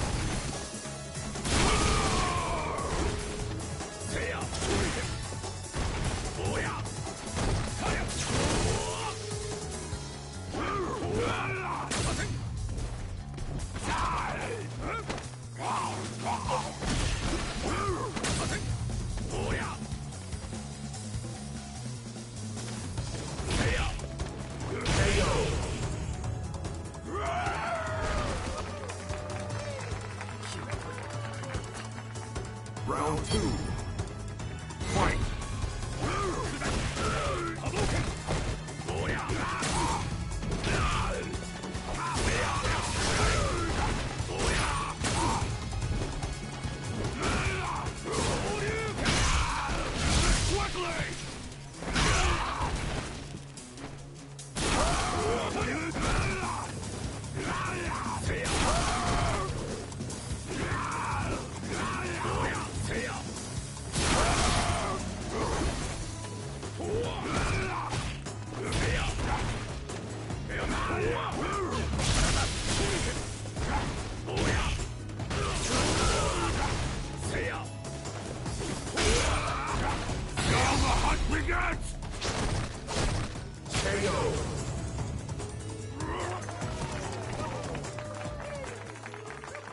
You win.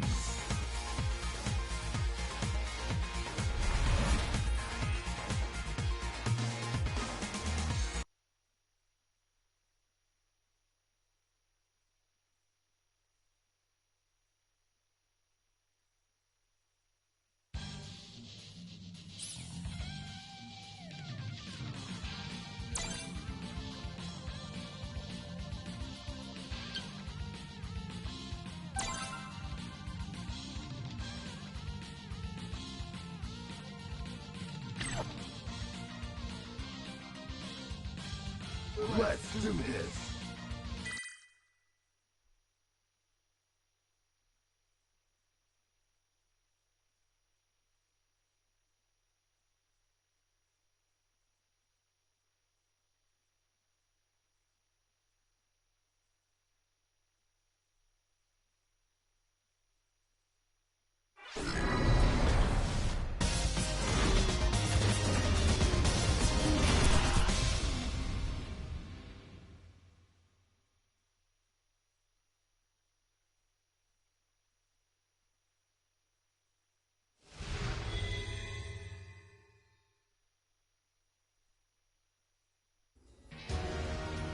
Round 1.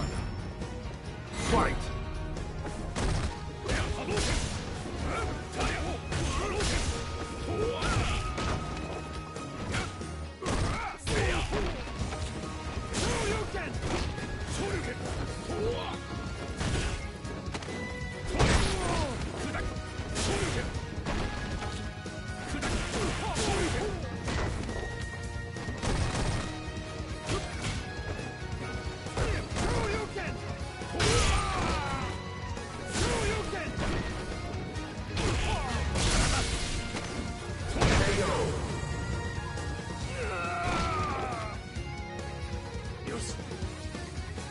Round 2. Fight!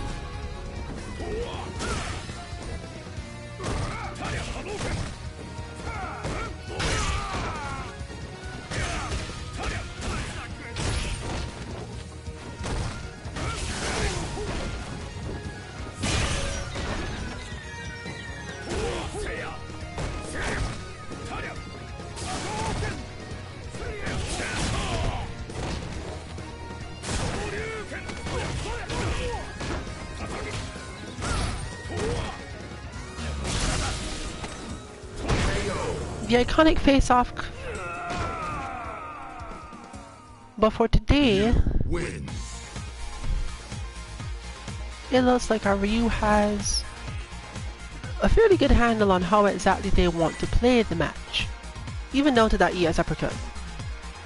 Because that ES uppercut has a lot of meaning behind it. Maybe they didn't mean it that way, but you can definitely somewhat mess with higher level players if they're so used to that having heavy meaning behind it, usually, that you need some people who are either completely not caring or completely oblivious. It looks like the internet connection on the Ken didn't do well enough though, so you've seen Ozymandias on the stream before, you've seen Ozymandias floating around before. We fought Ozymandias other than here.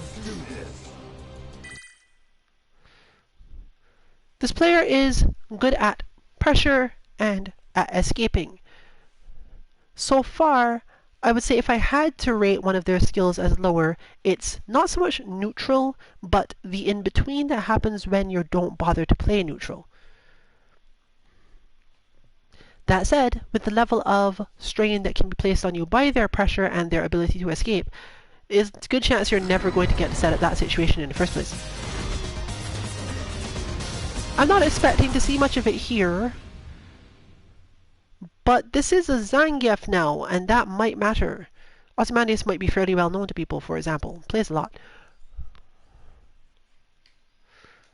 I'm not sure if it's fairly well known to the point of, oh, I'm counter-picking you now. But, you never know.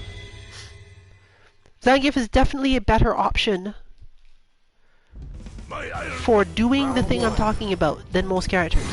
Because he can armor through a ton of Bison things, and he doesn't have to play neutral. He just moves around in that space, and if he gets damage, it's a lot of damage. He also is better at getting out of certain types of Bison pressure, and the invincibility against throws on ESSBD helps a lot, as does that. Huh, the V-cancel was late. Because I know you can V-cancel that. But this is generally one of those things where you can watch this with a certain frame and it will get cooler. The idea of, can Ozymandias even be caught? The Psycho Crusher is going to make this harder too, so. But this is the situation I'm talking about. That moment of not really playing neutral, waiting for Bison to flinch and do something, because Bison thinks you're going to do something, or that one of the few I definitely have advantage here options. But Zangief can counter almost all of them, so it gets interesting.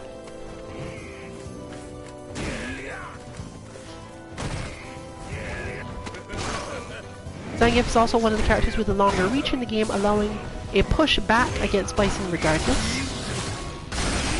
But raw attacks are unlikely to catch Ozymandias as a player.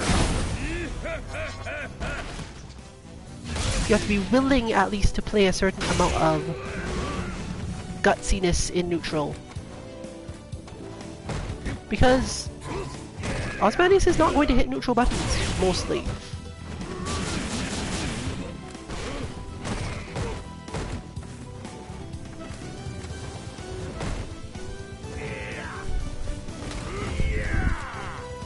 So if you ever face this player, this is not disrespect. This is actually them taking you seriously because this is just how they play.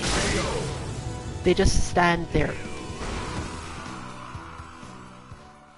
And as a person who plays this way on Chun-Li and Colleen and can play Bison if need be.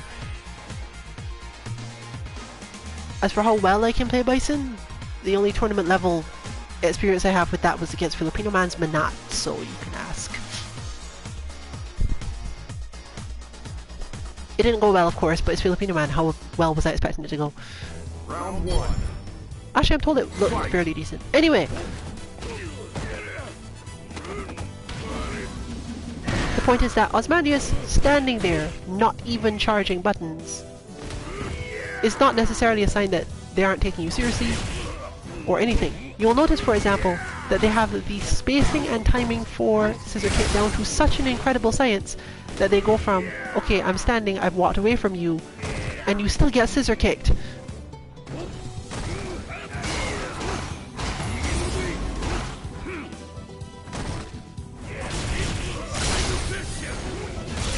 The sort of person that makes you wonder if there's charge partitioning in this game or something. But no, it's just very heavy awareness of charge moves.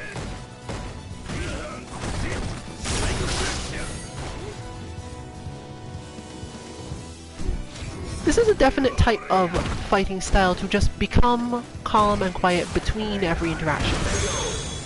But it does lead to close range raw attacks, especially the more daring kind, landing more than you'd probably like them to. Simply because you are literally so far out of the mental space required to do the reaction that the crazier ones, you just stand there and get hit or get grabbed or something.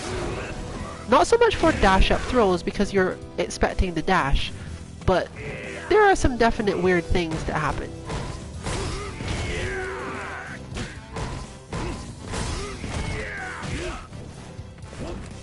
The cost of this to Ozymandias in most matchups though is not enough to bother getting all tense and stressed and not just standing there. There are enough benefits to doing so, especially at this level of play, that it pays off more than it doesn't.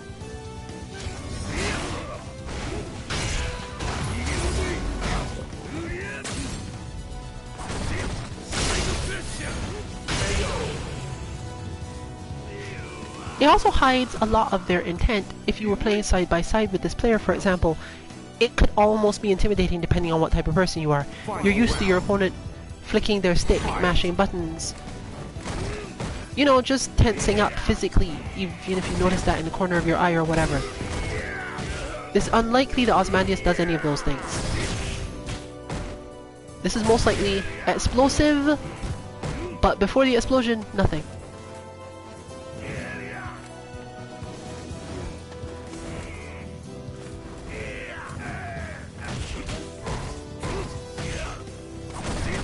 I can't say for sure that the Zangief is unnerved, but I know that when I do this, people get unnerved.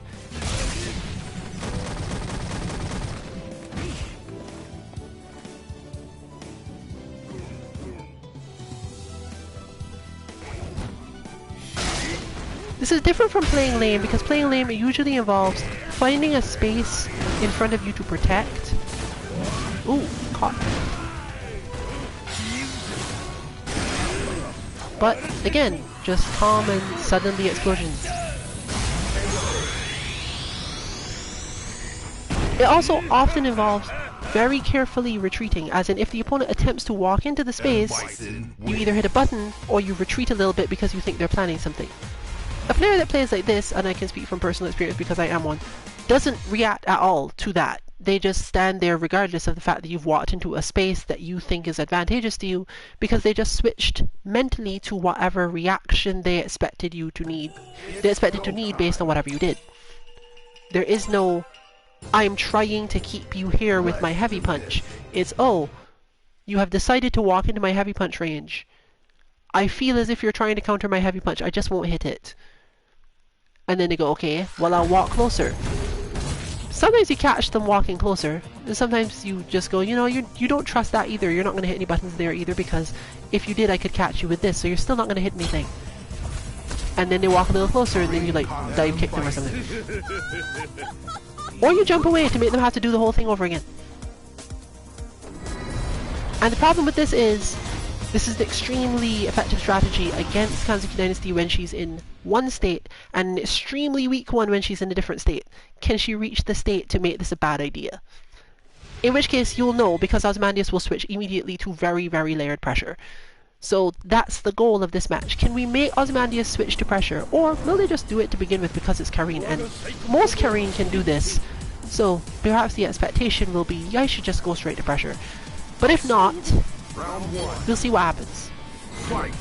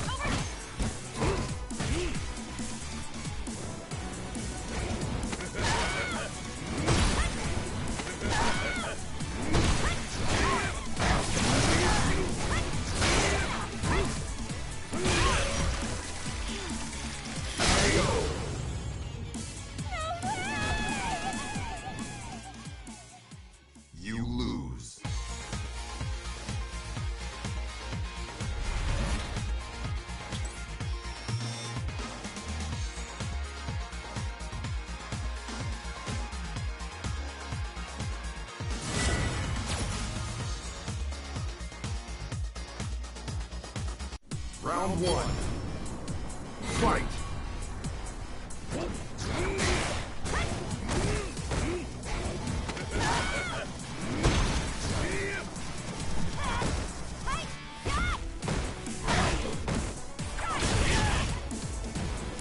Well, we haven't seen any switches to offense yet. Or rather, to pressure yet. Offense is still new.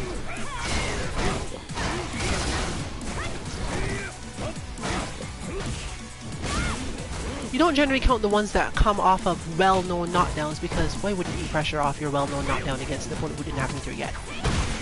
Or who was unlikely to matter because their life lead wasn't large enough.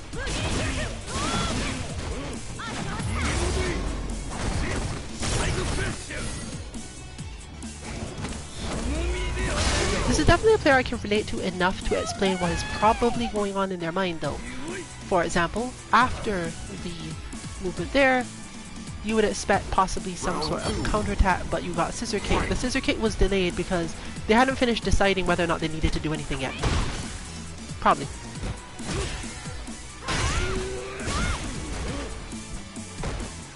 Heavy kick is a functional method of dealing with this type of play, but it only works because the player expects you to try anything else. You would have to be able to keep the heavy kick up, because otherwise they're just going to block longer. It's not really a matter of you being effective though, because if you're focused on whether or not you should heavy kick, they're not stressed, you are, and the heavy kick doesn't get you anything even if they block it. So, see? Like this. If you benefit from making your opponent block for longer, and you have a heavy kick that works even remotely like this, go for it, because getting hit out of stuff and getting stressed out is not what you want. Is this gonna kill? I think it does. No.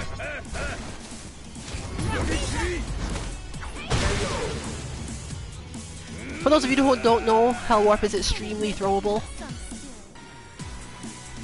as just demonstrated. Extremely throwable.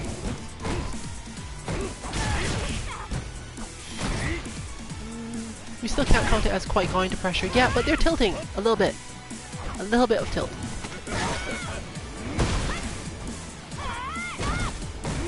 But I can also tell you, as again someone who does this, the pressure isn't there to win or to open you up. It's to put enough stress on you that when they decide to do nothing, you go, okay, my turn, I'm going in. Like that. Is to put your nerves on edge so that you can't react anymore to them just moving around.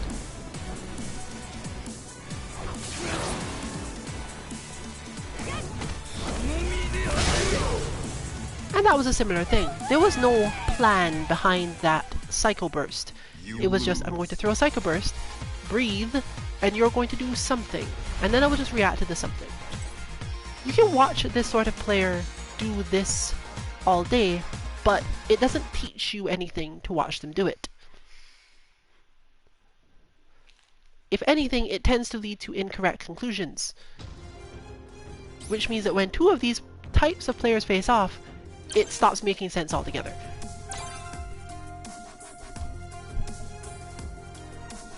Even most commentators cannot tell you what is going on, because they don't know what's going on. Things are happening, and probably both players are reacting to something else that's happening. But they spend a lot of time training reaction speed and the mental state required to use that reaction speed. What they tend to lack, and I don't just say this for myself, what they tend to lack is strong defense against layered pressure, unless your pressure has gaps that are filled by their other buttons. However, we've seen it before, and I don't know if we'll see it again. A good example would be this matchup. Blanka's pressure has gaps where Bison can hit heavy kick of all things, or jump out. Can also just hit heavy kick in neutral. It's not as effective as Ryu's heavy punch, but it does a lot of the same functions. There's no need to hit other buttons for Bison. You can focus your heavy kick as more or less this entire match. Whether or not that's what we see is dependent on probably Ozymandias' faith in the ability to get the button to hit. Because it is one thing to actually land it, and another thing to make your opponent respect it. And if you are not good enough at it, and your opponent is not respecting it, as in they haven't been scared by this heavy kick enough to go, okay, I'm not doing that anymore. Eventually they'll do a big meter conversion, and whatever you got out of that will disappear. But you did get to see there the crush counter version of it.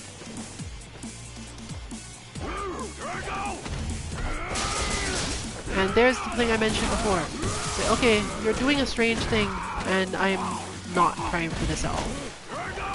It is a good option to keep this sort of player not guessing, but rather when you choose to do nothing for a long period, you might want to do something relatively crazy after it. Because they enter a state of quietude, and if you do something from a range that they haven't trained any response for, or are really expecting something else, because we can get primed, it's a matter of whether or not that priming results in us preemptively taking an action. If you have a lot of faith in your reactions, being primed for the right thing at the right distance makes it obviously easier to react. Being primed for the wrong thing, or having your opponent do something completely unmatched for that distance in your experience, leaves you going, okay, I literally cannot load up the response fast enough. I don't even know if the response works at this range. Have I done the thing correctly? I don't know. And then you just kind of stand there like a deer in the headlights and get caught. But again, this isn't usually enough of a downside to care.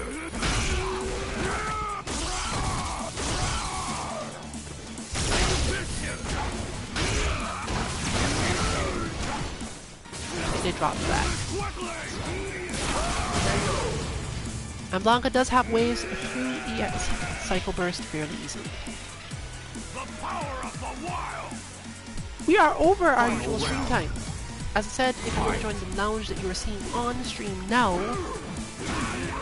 you're looking for a Heimer 2002. Nation appears to be possibly Midwest, maybe South USA somewhere. That would be my guess. Seeing as they seem to be willing to play against Brazilian Ryu without too much concern or complaint. We may notice one or two of the team floating into this lounge over time, but again, we're not going to be on stream anymore at that point.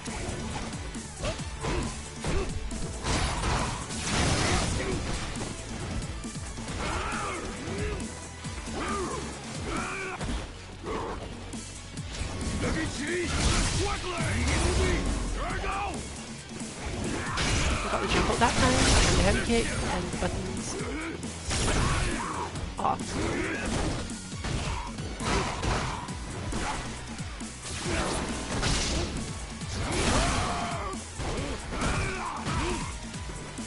Now the hunt begins!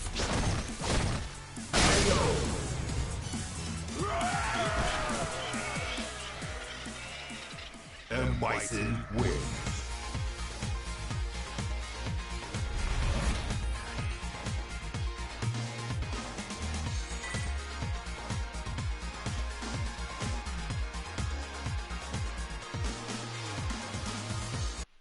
Round one.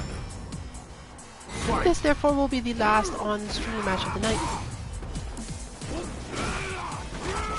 Whether or not the lounge quote-unquote stays open is up to Heimer 2002. But obviously it's not necessarily going to disappear just because they leave, like in other games. If you're not familiar, for some reason, Street Fighter lounges don't actually break up when the leader leaves. The Battle Lounge host just changes. Sometimes this messes you up mid-match, but hey.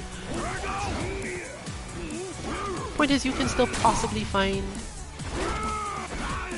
Moon Siren, Ozymandias 1977. Hard to say really. There were at least two other people in the lounge, but I don't know if they left.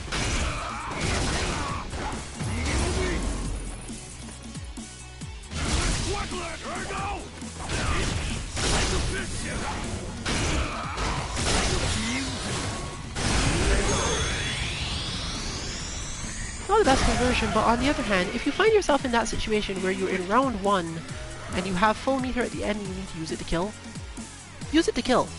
Primarily because if you got to level 4 meter in round 1, chances are you didn't need any meter for the whole round, and you're just going to get to it again in round 2.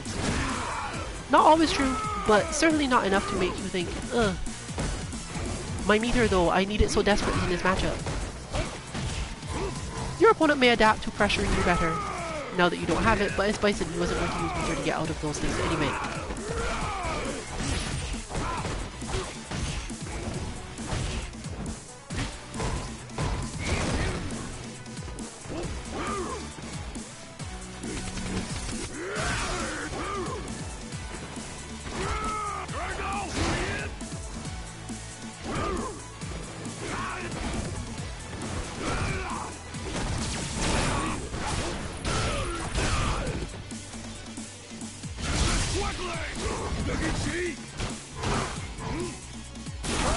If you're not familiar, that move is plus.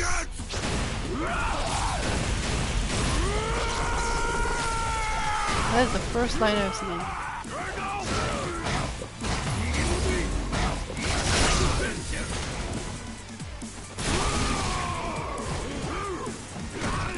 Totally worth it.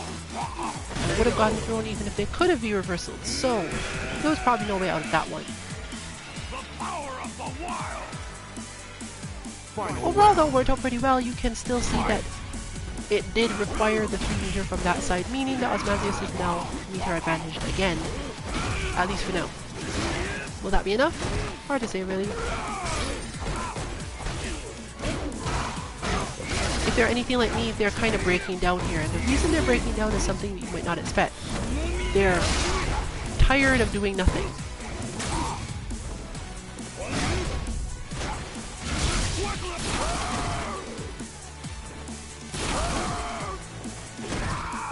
Players like this, players like me, actually get fatigued while chasing certain other characters and other players because it spends far too much time to turn into the I should be doing nothing state.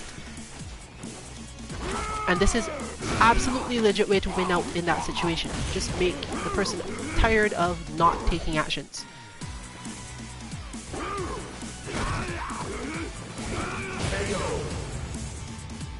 But make sure you have at least enough health to live through a couple of their randomness, because they'll get random.